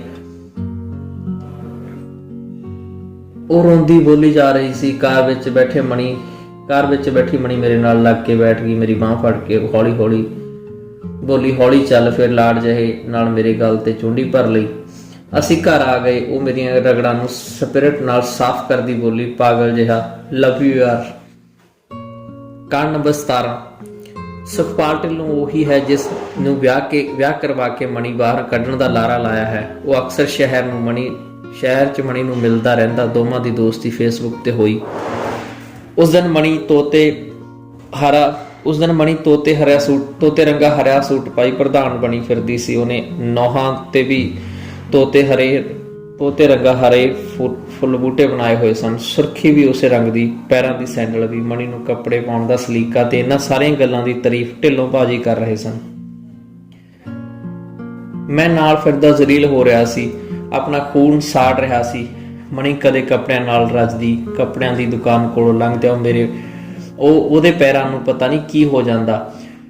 ਉਹ ਮੈਨੂੰ ਕੱਪੜੇ ਦੀ ਦੁਕਾਨ ਵੱਲ ਧੂ ਕੇ ਲੈ ਜਾਂਦੀ। ਸੂਟ ਲੈ ਕੇ ਨਹੀਂ ਨਿਕਲਦੇ। ਮਣੀ ਆਪਾਂ ਨੂੰ ਹੀ ਕਈ ਵਾਰ ਹੱਸਦੀ ਹੋਈ ਕਹਿੰਦੀ ਹੁੰਦੀ, ਜਦ ਧੋਣੇ ਹੁੰਦੇ ਤਾਂ ਕੱਪੜਿਆਂ ਦਾ ਢੇਰ ਲੱਗ ਜਾਂਦੇ ਨੇ, ਜਦ ਪਾਉਣੇ ਹੁੰਦੇ ਨੇ ਇੱਕ ਵੀ ਚੱਜਦਾ ਨਹੀਂ ਲੱਭਦਾ। ਉਸ ਦਿਨ ਢਿੱਲੋਂ ਵਰੀ ਦੇ ਕੱਪੜੇ ਲੈ ਕੇ ਦੇ ਰਿਹਾ ਸੀ, ਜਿਵੇਂ ਉਹ ਮਨ ਖੋਲ ਕੇ ਖਰਚ ਰਿਹਾ ਸੀ। ਮਣੀ ਸੂਟ ਲੈ ਰਹੀ ਸੀ ਜਿਵੇਂ ਸਾਲੇ ਦਾ ਸੱਚਮੁੱਚ ਵਿਆਹ ਹੋਵੇ। ਮਣੀ ਵੀ ਖੁੱਲੇ ਦਿਲ ਨਾਲ ਖਰੀਦ ਰਹੀ ਸੀ। ਢਿੱਲੋਂ ਜਿਸ ਤਰ੍ਹਾਂ ਦੀਆਂ ਗੱਲਾਂ ਤੇ ਵਿਹਾਰ ਕਰ ਰਿਹਾ ਸੀ, ਮੈਨੂੰ ਡਫਰ ਜਿਹਾ ਬੰਦਾ ਲੱਗਿਆ। ਕੱਪੜਿਆਂ ਦੇ ਭਰੇ ਵੱਡੇ ਲਿਫਾਫੇ ਉਹ ਮੈਨੂੰ ਫੜਾ ਦਿੱਤੇ, ਜਿਵੇਂ ਮੈਂ ਉਹਨਾਂ ਦਾ ਨੌਕਰ ਹੁੰਦਾ, ਤੇ ਆਪ ਮਣੀ ਦਾ ਹੱਥ ਫੜ ਕੇ ਤੁਰਨ ਲੱਗਾ, ਜਿਵੇਂ ਉਹ ਹੁਣ ਮਣੀ ਦਾ ਅਧਿਕਾਰ ਹੋਵੇ, ਉਹ ਉਹਦੀ ਜਾਇਦਾਦ ਹੋਵੇ। ਮੈਥੋਂ ਇਹ ਸਭ ਸਹਿ ਨਹੀਂ ਸੀ ਹੋ ਰਿਹਾ। ਮਣੀ ਨੇ ਬੜੀ ਹੁਸ਼ਿਆਰੀ ਨਾਲ ਉਹ ਤੋਂ ਹੱਥ ਛੁਡਾ ਕੇ ਅੱਧੇ ਲਿਫਾਫੇ ਉਹਨੂੰ ਫੜਾ ਦਿੱਤੇ। ਗੱਡੀ 'ਚ ਰੱਖ ਕੇ ਆਉਣ ਲੱਗੀ। ਗੱਡੀ 'ਚ ਵੜਨ ਵੇਲੇ ਢਿੱਲੋਂ ਮਣੀ ਦਾ ਮੱਥਾ ਵੀ ਚੁੰਮਿਆ। ਮਣੀ ਜਾਣਦੀ ਸੀ ਮੈਂ ਮੱਚ ਗਿਆ ਹਾਂ। ਦੱਸ ਤੈਨੂੰ ਕੀ ਚਾਹੀਦਾ? ਜਿੰਨੇ ਸੂਟ ਪੈਸੇ ਜੋ ਵੀ ਚਾਹੀਦਾ ਮੈਂ ਦਵਾ ਦੂੰਗਾ, ਮੈਂ ਕਿਹਾ ਜਦੋਂ ਗੱਡੀ 'ਚ ਬੈਠੇ ਅਸੀਂ ਦੋਵੇਂ ਘਰ ਨੂੰ ਜਾ ਰਹੇ ਸਾਂ। ਦੇਖੀ ਮੈਂ ਸਭ ਕੁਝ ਦੱਸੂਗੀ, ਪਲੀਜ਼ ਅਜੇ ਮੈਥੋਂ ਇਹ ਨਾ ਪੁੱਛ ਮੈਂ ਇਹ ਸਭ ਕਿਉਂ ਕਰ ਰਹੀ ਹਾਂ। ਰਸਤੇ 'ਚ ਉਹਨੇ ਮੇਰਾ ਹੱਥ ਫੜ ਕੇ ਆਪਣੀ ਗੱਲ ਨੂੰ ਲਾ ਲਿਆ ਸੀ, ਜਿਵੇਂ ਉਹਨੂੰ ਪਤਾ ਹੁੰਦਾ ਕਿ ਮੈਨੂੰ ਕਿਵੇਂ ਸ਼ਾਂਤ ਕਰਨਾ ਹੈ। ਪਲੀਜ਼ ਮੇਰੀ ਮਦਦ ਕਰ, ਤੇਰੇ ਬਿਨਾਂ ਮੈਂ ਕਾਸੇ ਜੋਗੀ ਨਹੀਂ। ਉਹਨੇ ਮੈਥੋਂ ਵਾਅਦਾ ਲੈਣਾ ਚਾਹਿਆ ਪਰ ਮੈਂ ਚੁੱਪ ਕਰਕੇ ਬੈਠਾ ਦੂਸਰੇ ਪਾਸੇ ਨੂੰ ਝਾਕਦਾ ਰਿਹਾ ਸਾਂ। ਸੋਚੀ ਜਾ ਰਿਹਾ ਸਾਂ, ਮੈਂ ਤੇਰੇ ਨਾਲ ਤਾਂ ਨਹੀਂ, ਤੇਰੇ ਵਿਰੁੱਧ ਵੀ ਕੁਛ ਨਹੀਂ ਸੀ ਕਰ ਸਕਦਾ। ਢਿੱਲੋਂ ਭਾ ਤੇ ਮਣੀ ਦੇ ਵਿਆਹ ਵਾਲੇ ਦਿਨ ਦੀ ਮੇਰੀ ਹਾਲਤ ਬੁਰੀ ਸੀ। ਸਭ ਫਿਲਮੀ ਸੈੱਟ ਵਰਗਾ ਸੀ ਮੈਂ। ਸਭ ਨੇ ਐਕਟਿੰਗ ਕਰਨੀ ਸੀ। ਮਣੀ ਤੇ ਸੁਖਪਾਲ ਢਿੱਲੋਂ ਵਿਆਹ ਲਈ ਸਜੇ ਹੋਏ ਸਨ। ਮੂਵੀ ਬਣਾ ਰਿਹਾ ਸੀ। ਫੋਟੋਆਂ ਖਿੱਚੀ ਜਾ ਰਹੇ ਸੀ। ਲੋਕ ਪਕੌੜੇ, ਮਿਠਾਈਆਂ, ਹੋਰ ਸਭ ਚੀਜ਼ਾਂ ਛਕ ਰਹੇ ਸਨ। ਗੁਰੂ ਮਹਾਰਾਜ ਦੀ ਮਿਹਰ, ਅਰਦਾਸ ਵੀ ਹੋਈ ਸੀ। ਰਾਗੀਆਂ ਨੇ ਵਿਆਹ ਹੋਇਆ, ਮੇਰੇ ਬਾਬਲਾ ਵੀ ਗਾਇਆ। ਮੈਂ ਬੇਜਾਨ ਬੁੱਤ ਵਾਂਗ ਉੱਥੇ ਹੀ ਫਿਰ ਰਿਹਾ ਸੀ, ਜਿਵੇਂ ਮੇਰਾ ਦਿਮਾਗ ਸੁੰਨ ਹੋ ਗਿਆ ਸੀ। ਉੱਥੇ ਮੈਂ ਮਣੀ ਨੂੰ ਛੱਡ ਕੇ ਵੀ ਨਹੀਂ ਸੀ ਜਾ ਸਕਦਾ। ਬਾਕੀ ਸਾਰੇ ਬੰਦੇ ਢਿੱਲੋਂ ਦੇ ਸਨ। ਮਣੀ ਦੀ ਇੱਕ ਨਵੀਂ ਬਣਾਈ ਸਹੇਲੀ ਤੇ ਮੈਂ ਮਣੀ ਵੱਲੋਂ ਸਾਂ। ਕਿਉਂ ਦੇ ਰਹੀ ਹਾਂ ਮੈਨੂੰ ਮਣੀ ਇੰਨੇ ਤਸੀਹੇ? ਮੈਂ ਬਾਥਰੂਮ 'ਚ ਜਾ ਕੇ ਅੱਖਾਂ 'ਚ ਪਾਣੀ ਦੇ ਛਿੱਟੇ ਮਾਰਦਿਆਂ ਸ਼ੀਸ਼ੇ ਵੱਲ ਦੇਖਿਆ। ਮੈਨੂੰ ਲੱਗਿਆ ਮੇਰਾ ਚਿਹਰਾ ਮੇਰਾ ਆਪਣਾ ਨਹੀਂ ਸੀ, ਬਹੁਤ ਹੀ ਕਰੂਪ, ਬੇਗੈਰਤ ਜਿਹੇ ਬੰਦੇ ਦਾ ਸੀ। ਰਾਤ ਦੇ 10 ਵੱਜ ਗਏ ਸੀ। ਮੈਂ ਵਿਹੜੇ 'ਚ ਚੱਕਰ ਕੱਢਦਾ ਮਣੀ ਨੂੰ ਉਡੀਕ ਰਿਹਾ ਸੀ।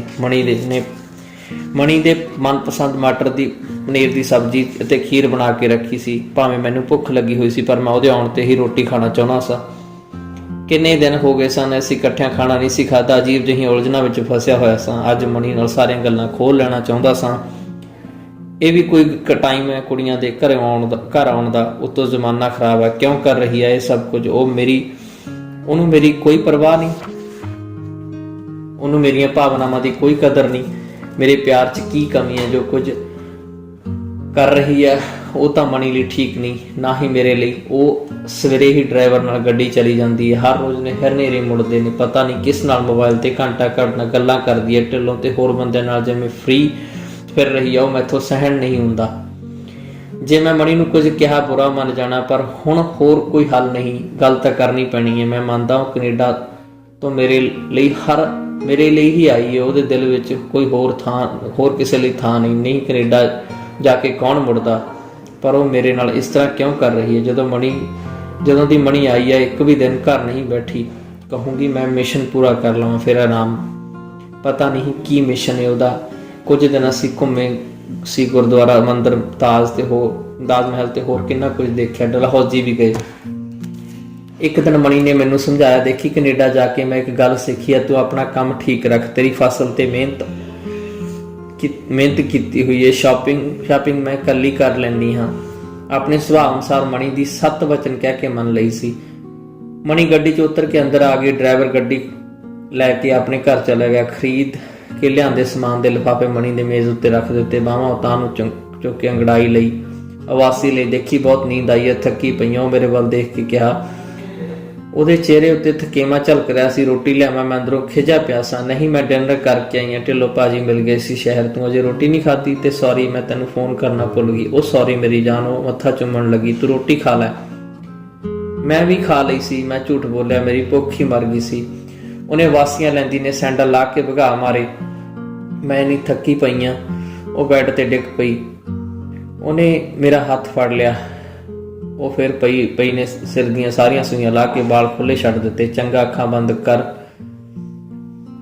ਹੰਬਲਾ ਮਾਰ ਕੇ ਬੈੱਡ ਤੋਂ ਉੱਠੀ, ਹੱਸਣ ਲੱਗੀ। ਮੈਂ ਤੇਰੇ ਨਾਲ ਇੱਕ ਗੱਲ ਕਰਨੀ ਹੈ, ਮੈਂ ਕਿਹਾ। ਉਹ ਮੇਰੇ ਮੂੰਹ ਵੱਲ ਧਿਆਨ ਦੇਣ ਲੱਗੀ। ਇਹੀ ਗੱਲ ਕਰਨੀ ਹੈ ਕਿ ਮੈਂ ਸਭ ਕਿਉਂ ਕਰ ਰਹੀ ਹਾਂ? ਲੋਕ ਕੀ ਕਹਿਣਗੇ? ਲੋਕ ਮੇਰੀ ਜੁੱਤੀ ਦੀਆਂ ਨੋਕਾਂ ਨੇ। ਜਦੋਂ ਆਪਣੇ ਕੋਲ ਕੁਝ ਵੀ ਨਹੀਂ ਸੀ, 10 ਲੋਕਾਂ ਨੇ ਆਪਾਂ ਨੂੰ ਆ ਕੇ ਕੀ ਦੇਤਾ ਸੀ? ਲੋਕ ਗੱਲਾਂ ਕਰਨ ਜੋਗੇ ਹੁੰਦੇ ਆ, ਉਹ ਗੱਲਾਂ ਕਰਨਗੇ। ਕੁੱਤੇ ਭੌਂਕਦੇ ਨੇ। ਆਪਾਂ ਸੌਦਾ ਕੀਤਾ, ਸੱਚਾ ਸੌਦਾ। ਢਿੱਲੋਂ ਭਾਜੀ ਕਰੋੜਪਤੀ ਆ, ਉਹਨਾਂ ਕੋਲ ਰੁਪਈਆ ਅੱਗ ਲਾਈਆ ਨਹੀਂ ਮੁੱਕਦਾ। ਉਹਦਾ ਸੁਪਨਾ ਉਹ ਕੈਨੇਡਾ ਜਾਣਾ ਚਾਹੁੰਦਾ। ਆਪਾਂ ਨੂੰ ਪੈਸੇ ਦੀ ਲੋੜ ਆ, ਆਪਾਂ ਉਹਨੂੰ ਕੈਨੇਡਾ ਕੱਢ ਦੇਣਾ, ਨਾਲੇ ਪੁੰਨ ਨਾਲੇ ਫਲੀਆਂ। ਕੈਨੇਡਾ 'ਚ ਕੰਮ ਸੈੱਟ ਕਰਕੇ ਅਗਲੇ ਗੇੜੇ ਮੈਂ ਤੈਨੂੰ ਆ ਕੇ ਲੈ ਜਾਣਾ। ਮਣੀ ਦੇ ਚਿਹਰੇ ਤੇ ਭਾਵ ਉਹਦੀਆਂ ਗੱਲਾਂ ਨਾਲ ਮੇਲ ਨਹੀਂ ਸੀ ਖਾਂਦੇ। ਪਰ ਮੈਨੂੰ ਇਹ ਸਭ ਚੰਗਾ ਨਹੀਂ ਲੱਗਦਾ। ਕਿਉਂ ਕਰਵਾ ਰਹੀ ਹੈ ਇੰਨੇ ਵਿਆਹ? ਮੈਂ ਦੁਖੀ ਹੋ ਕੇ ਕਿਹਾ, ਤੈਨੂੰ ਕੋਈ ਹੱਕ ਨਹੀਂ। ਉਹਨੇ ਬੇਪਰਵਾਹੀ ਨਾਲ ਕਿਹਾ, ਮੈਂ ਵਿਆਹ ਨਿਭਾਉਣ ਦੀ ਕੋਸ਼ਿਸ਼ ਕਰ ਰਹੀ ਹਾਂ। ਉਹਦੀਆਂ ਅੱਖਾਂ 'ਚ ਪਾਣੀ ਆ ਗਿਆ। ਮਣੀ ਦੀਆਂ ਬੁਝਾਰਤਾਂ ਵਰਗੀਆਂ ਗੱਲਾਂ ਮੈਨੂੰ ਸਮਝ ਨਹੀਂ ਆ ਰਹੀਆਂ। ਦੇਖੀ, ਤੂੰ ਹੀ ਦੱਸ। ਮੇਰਾ ਮਨ ਨਹੀਂ ਸੀ ਚਾਹੁੰਦਾ ਮੇਰਾ ਬਟਨਾ ਮਲਿਆ ਜਾਂਦਾ, ਮੇਰੇ ਮਹਿੰਦੀ ਲੱਗਦੀ, ਕੁੜੀਆਂ ਗੀਤ ਗਾਉਂਦੀਆਂ, ਮੈਂ ਜਾ ਕੇ ਜੇ ਮੈਂ ਵਿਆਹ ਕੇ ਆਉਂਦੀ ਤੇਲ ਚੋਇਆ ਜਾਂਦਾ, ਮੇਰੇ ਸਿਰ ਤੋਂ ਪਾਣੀ ਵਾਰ ਕੇ ਪੀਤਾ ਜਾਂਦਾ, ਮੇਰੀ ਮੁੜਦੀ ਗੱਡੀ ਹੁੰਦੀ। ਜਦੋਂ ਇਹ ਸਾਰੇ ਸ਼ਗਨ ਕਿਸੇ ਦੇ ਵਿਆਹ 'ਚ ਮਨਾਉਂਦੇ ਦੇਖਦੀਆਂ ਤਾਂ ਮੇਰਾ ਦਿਲ ਪੁੱਛਿਆ ਜਾਣੀਆਂ ਮੈਨੂੰ ਕੀ ਹੋ ਜਾਂਦਾ। ਮਣੀ ਉਵਾਸੀ ਲੈਂਦੀ ਬੋਲੀ, ਚੰਗਾ ਬਾਬਾ ਸੌਂ ਜਾ, ਨਾਲੇ ਮੈਨੂੰ ਸੌਣ ਦੇ। ਮਣੀ ਦੀ ਤੈਨੂੰ ਕੋਈ ਹੱਕ ਨਹੀਂ ਵਾਲੀ ਗੱਲ ਨੇ ਮੈਨੂੰ ਹਿਲਾ ਕੇ ਰੱਖ ਦਿੱਤਾ। ਚੰਗਾ, ਇੱਕ ਗੱਲ ਦੱਸ, ਮੈਂ ਕਿਹਾ। ਉਹ ਸਵਾਲੀਆਂ ਨਜ਼ਰਾਂ ਨਾਲ ਦੇਖਣ ਲੱਗੀ। ਕੀ ਤੂੰ ਸੱਚਮੁੱਚ ਮੈਨੂੰ ਪਿਆਰ ਕਰਦੀ? ਉਹਨੇ ਮੇਰਾ ਹੱਥ ਫੜਿਆ। ਉਹਨੇ ਮੇਰਾ ਹੱਥ ਢਿੱਲਾ ਛੱਡ ਦਿੱਤਾ। ਮੇਰੇ ਮੂੰਹ ਵੱਲ ਦੇਖਣ ਲੱਗੀ। ਪਿਆਰ ਤਾਂ ਬੁਖਾਰ ਵਾਂਗ ਹੁੰਦਾ, ਚੜ੍ਹਦਾ ਫਿਰ ਲੈ ਜਾਂਦਾ। ਉਹਨੇ ਮੇਰੇ ਸਿਰ ਤੇ ਹੱਥ ਫੇਰਿਆ। ਬੁਖਾਰ ਕਈਆਂ ਦੀ ਜਾਨ ਲੈ ਲੈਂਦਾ। ਮੈਂ ਕਿਹਾ, ਚੰਗਾ ਤੂੰ ਦੱਸ, ਤੂੰ ਸੱਚਾ ਪਿਆਰ ਕਰਦਾ? ਸ਼ੋਕੇਸ 'ਚ ਪਈਆਂ ਫਰੇਮ 'ਚ ਜੜੀਆਂ ਆਪਣੀਆਂ ਫੋਟੋਆਂ ਵੱਲ ਦੇਖਦੀ ਉਹ ਬੋਲੀ, ਹਾਂ, ਪਿਆਰ ਤਾਂ ਸੱਚਾ ਹੀ ਹੁੰਦਾ, ਝੂਠਾ ਕੁਝ ਹੋਰ। ਮੈਂ ਕਿਹਾ, ਨਹੀਂ ਜ਼ਿੰਦਰ, ਜਿੰਨੀ ਤਰ੍ਹਾਂ ਦੇ ਦਿਲ ਹੁੰਦੇ ਨੇ ਉਨੀ ਤਰ੍ਹਾਂ ਦਾ ਪਿਆਰ ਹੁੰਦਾ। ਹਰ ਦਿਲ ਵੱਖਰੀ ਤਰ੍ਹਾਂ ਦਾ ਹੁੰਦਾ, ਜਿਵੇਂ ਉਂਗਲਾਂ ਦੇ ਨਿਸ਼ਾਨ ਸਭ ਦੇ ਵੱਖਰੇ ਨੇ। ਤੇਰਾ ਦਿਲ ਕਿਸ ਤਰ੍ਹਾਂ ਦਾ? ਓਕੇ ਬਾਬਾ, ਫਿਰ ਦੱਸੂਗੀ, ਬਸ ਅਜੇ ਇੰਨਾ ਹੀ। ਉਹਨੇ ਆਵਾਸੀ ਲਈ, ਬਹੁਤ ਨੀਂਦ ਆ ਰਹੀ ਹੈ। ਫਿਰ ਅਚਾਨਕ ਮੈਨੂੰ ਝਟਕਾ ਦਿੱਤਾ। ਤੈਨੂੰ ਪਤਾ ਮੇਰੀ ਟਿਕਟ ਕੱਲ੍ਹ ਦੀ। ਓਕੇ, ਮੈਨੂੰ ਕੈਨੇਡਾ ਜਾਣਾ ਪੈਣਾ। ਮੈਨੂੰ ਕਿਉਂ ਨਹੀਂ ਦੱਸਿਆ? ਮੈਂ ਪਰੇਸ਼ਾਨ ਹੈਰਾਨ ਹੋ ਕੇ ਕਿਹਾ। ਤੂੰ ਹਰ ਗੱਲ ਦਿਲ ਤੇ ਲਾ ਲੈਣਾ। ਉਹ ਬੈੱਡ ਤੇ ਪੈ ਗਈ, ਮੇਰੀ ਬਾਂਹ ਫੜ ਕੇ ਕਹਿੰਦੀ, ਪੈ ਜਾ, ਮੈਨੂੰ ਛੱਡ ਕੇ ਨਾ ਜਾ, ਮੈਂ ਤੇਰੇ ਬਿਨਾਂ ਜਿਉ ਨਹੀਂ ਸਕਦਾ। ਜਦੋਂ ਮੈਂ ਕਿਹਾ, ਉਹ ਸੁੱਤੀ ਪਈ ਸੀ। ਕਾਂਡ ਨੰਬਰ 18। ਮੈਨੂੰ ਬੇਚੈਨੀ ਜਿਹੀ ਲੱਗ ਗਈ। ਮਣੀ ਉੱਠ ਕੇ ਮਣੀ ਨੇ ਪਰਸ ਖੋਲ੍ਹ ਲਿਆ। ਉਸ ਵਿੱਚੋਂ ਪਾਸਪੋਰਟ ਕੱਢ ਲਿਆ। ਜੀ ਕੀਤਾ ਤੇ ਟੁਕੜੇ ਕਰਕੇ ਅੱਗ ਵਿੱਚ ਫੂਕ ਦੇਵਾਂ, ਪਰ ਮਨ ਨਾ ਮੰਨਿਆ। ਕਿੰਨਾ ਹੀ ਸਮਾਂ ਪਾਸਪੋਰਟ ਹੱਥ 'ਚ ਲਈ ਬੈਠਾ ਰਿਹਾ। ਫਿਰ ਅਲਮਾਰੀ ਵਿੱਚ ਲੁਕੋ ਦਿੱਤਾ। ਮੈਂ ਸਾਰੀ ਰਾਤ ਪਾਸੇ ਪਰਦਿਆਂ ਕੱਟੀ ਗੁਰਦੁਆਰੇ ਬਾਬਾ ਜੀ ਬੋਲਿਆ ਹੀ ਸੀ। ਮਣੀ ਉੱਠ ਕੇ ਤਿਆਰ ਹੋਣ ਲੱਗੀ। ਮੈਂ ਚਾਹੁੰਦਾ ਸਾਂ ਉਹ ਰੁਕ ਜਾਵੇ। ਇਹ ਵੀ ਜਾਣਦਾ ਸਾਂ ਉਹਨੇ ਮਨ ਦੀ ਮਰਜ਼ੀ ਕਰਨੀ ਹੈ। ਮੈਂ ਚਾਹ ਬਣਾ ਲਿਆ। ਮੇਰਾ ਦਿਲ ਡੋਲ ਹੋਇਆ ਪਿਆ ਸੀ। ਮੇਰੇ ਕਹਿਣ ਤੇ ਉਹ ਰੁਕਣਾ ਨਹੀਂ ਮੰਨੀ ਸੀ। ਮੈਂ ਮਣੀ ਦੀਆਂ ਕੋਈ ਗੱਲਾਂ ਨਹੀਂ ਮੋੜ ਸਕਦਾ। ਜੇ ਪਤਾ ਲੱਗ ਜਾਵੇ ਉਹਦੇ ਦਿਲ 'ਚ ਕੀ ਆ, ਉਹ ਪੂਰਾ ਕਰਨ ਲਈ ਤਿਆਰ ਰਹਿੰਦਾ। ਮੈਂ ਮਣੀ ਨੂੰ ਦਿੱਲੀ ਤੱਕ ਛੱਡਣ ਲਈ ਤਿਆਰ ਹੋਣ ਲੱਗਾ। ਦੇਖੀ ਤੂੰ ਰਹਿਣ ਦੇ, ਐਵੇਂ ਪਰੇਸ਼ਾਨ ਹੋਵੇਂਗਾ ਸਫ਼ਰ 'ਚ। ਉਹਨੇ ਮੈਨੂੰ ਰੋਕਣਾ ਚਾਹਿਆ। ਉਹ ਅੰਦਰੋਂ ਤਿਆਰ ਹੋ ਕੇ ਨਿਕਲੀ। ਮੈਨੂੰ ਤਿਆਰ ਹੋਇਆ ਦੇਖ ਕੇ ਹੱਸਣ ਲੱਗੀ। ਡਰਾਈਵਰ ਗੱਡੀ ਲੈ ਆਇਆ। ਉਸ ਵਿੱਚ ਅਟੈਚੀ ਰੱਖੇ। ਮਣੀ ਮੈਨੂੰ ਜੱਫੀ ਪਾ ਕੇ ਹੰਝੂ ਕੇਰਨ ਲੱਗੀ। ਮੈਨੂੰ ਪਤਾ ਤੈਨੂੰ ਮੇਰਾ ਫਿਕਰ ਰਹਿਣਾ। ਤੈਨੂੰ ਸਹੁੰ ਲੱਗੇ, ਤੂੰ ਰਹਿਣ ਦੇ, ਐਵੇਂ ਵਾਧੂ ਸਫ਼ਰ 'ਚ ਥੱਕ ਜਾਵੇਂਗਾ। ਮੈਂ ਦਿੱਲੀ ਜਾ ਕੇ ਫੋਨ ਕਰੂੰਗੀ। ਮੈਂ ਅਲਮਾਰੀ 'ਚੋਂ ਕੱਢ ਕੇ ਪਾਸਪੋਰਟ ਮਣੀ ਨੂੰ ਫੜਾ ਦਿੱਤਾ। ਉਹ ਹੱਸਣ ਲੱਗੀ। ਪਾਗਲ। ਫਿਰ ਹੱਸਦੀ ਰੋ ਪਈ। ਉਹ ਗੱਡੀ 'ਚ ਜਾ ਬੈਠੀ। ਮੈਂ ਸੁੰਨ ਹੋਇਆ ਖੜਾ ਸਾਂ। ਗੱਡੀ 'ਚ ਬੈਠ ਕੇ ਪਤਾ ਨਹੀਂ ਮਨ 'ਚ ਕੀ ਆਇਆ। ਉਹ ਗੱਡੀ 'ਚ ਉੱਤਰ ਮੇਰਾ ਮੱਥਾ ਚੁੰਮਦੀ ਬੋਲੀ, ਆਪਣਾ ਖਿਆਲ ਰੱਖੀ। ਉਸ ਤਰ੍ਹਾਂ ਦੇਖ ਰਹੀ ਸੀ ਜਿਵੇਂ ਆਖਰੀ ਵਾਰ ਦੇਖ ਰਹੀ ਹੋਵੇ। ਮੈਂ ਪੱਥਰ ਬਣਿਆ ਖੜਾ ਸਾਂ। ਉਹ ਗੱਡੀ ਵਿੱਚ ਜਾ ਕੇ ਮੁੜ ਬੈਠ ਗਈ। ਮੁੜ ਮੇਰੇ ਵੱਲ ਨਹੀਂ ਦੇਖਿਆ। ਗੱਡੀ ਕਦੋਂ ਦੀ ਚਲੀ ਗਈ ਸੀ। ਘਰ ਵਿੱਚ ਉਹ ਰੂਹ ਉੱਡ ਗਈ ਸੀ। ਮੈਂ ਕਿੰਨਾ ਹੀ ਚਿਰ ਉੱਥੇ ਖੜਾ ਰਿਹਾ, ਜਿਵੇਂ ਉੱਥੇ ਗੱਡ ਦਿੱਤਾ ਹੋਵਾਂ। ਹੌਲੀ ਹੌਲੀ ਤੁਰਦਾ, ਜਿਵੇਂ ਪੈਰ ਲੱਖਾਂ ਮਣ ਭਾਰੇ ਹੋ ਗਏ ਹੁਣ। ਮੈਂ ਅੰਦਰ ਬੈੱਡ ਤੇ ਜਾ ਡਿੱਗਾ। ਪਤਾ ਨਹੀਂ ਮੈਨੂੰ ਕੀ ਹੋਈ ਜਾ ਰਿਹਾ ਸੀ, ਜਿਵੇਂ ਸਰੀਰ 'ਚ ਕੋਈ ਸੱਤਿਆ ਹੀ ਨਾ ਹੋਵੇ। ਸੁੰਨ ਜਿਹਾ ਹੋ ਗਿਆ ਸਾਂ। ਕਾਂਡ ਨੰਬਰ 19। ਮੈਨੂੰ ਪਤਾ ਨਹੀਂ ਕਿੰਨਾ ਸਮਾਂ ਅੰਦਰ ਪਿਆ ਰਿਹਾ। ਮਣੀ ਦਾ ਕੋਈ ਫੋਨ ਨਾ ਆਇਆ। ਦਰਵਾਜ਼ਾ ਖੜਕਿਆ। ਮਣੀ ਆ ਰਹੀ ਸੀ। ਬਾਹਾਂ ਖਿਲਾਰੀ ਬੋਲੀ, ਤੂੰ ਕਿਹਾ ਸੀ ਨਾ ਇਸ ਲਈ ਮੁੜ ਆਈ ਹਾਂ। ਉਹ ਹੱਸਦੀ ਹੈ। ਮੇਰਾ ਮੱਥਾ ਫੜ ਕੇ ਪਿਆਰ ਕਰਦੀ ਹੈ। ਮੇਰੇ ਬਿਨਾਂ ਰਹਿ ਨਹੀਂ ਸਕਦੀ।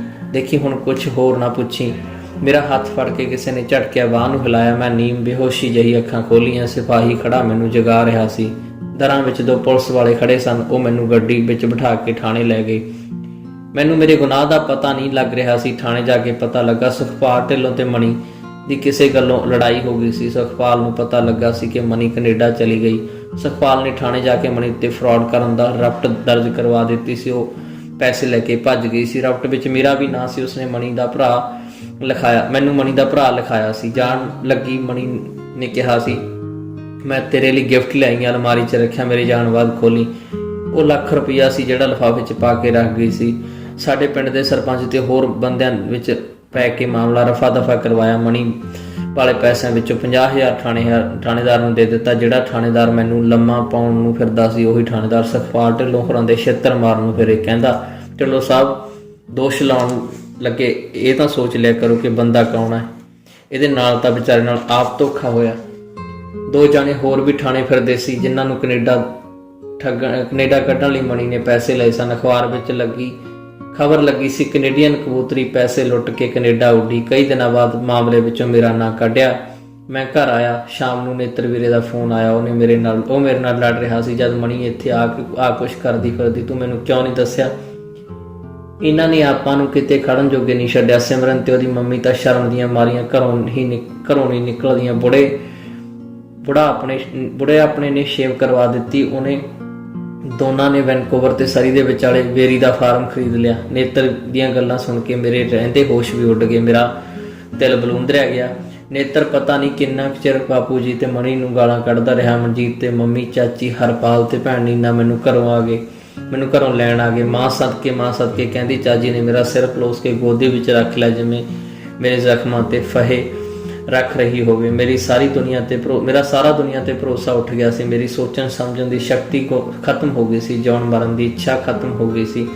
ਚਾਚੀ ਤੇ ਭੈਣ ਨੀਨਾ ਧੱਕੇ ਨਾਲ ਮੈਨੂੰ ਆਪਣੇ ਘਰ ਲੈ ਗਏ। ਚਾਚਾ ਮੈਨੂੰ ਉਡੀਕ ਰਿਹਾ ਸੀ। ਮੈਂ ਉਹਦੇ ਮੰਜੇ ਤੇ ਹੀ ਡਿੱਗ ਪਿਆ। ਚਾਚੀ ਮਾਂ ਸਦਕੇ ਕਹਿੰਦੀ, ਮੇਰੇ ਸਿਰ ਤੇ ਹੱਥ ਫੇਰਦੇ। ਉਹ ਮਣੀ ਨੂੰ ਧੜੀ ਗਾਲਾਂ ਕੱਢਣ ਲੱਗੀ। ਚਾਚਾ ਕੰਮ ਦੇ ਹੱਥਾਂ ਨਾਲ ਮੇਰਾ ਮੋਢਾ ਥਾਪੜਦਾ ਮੈਨੂੰ ਹੌਸਲਾ ਦੇ ਰਿਹਾ ਸੀ।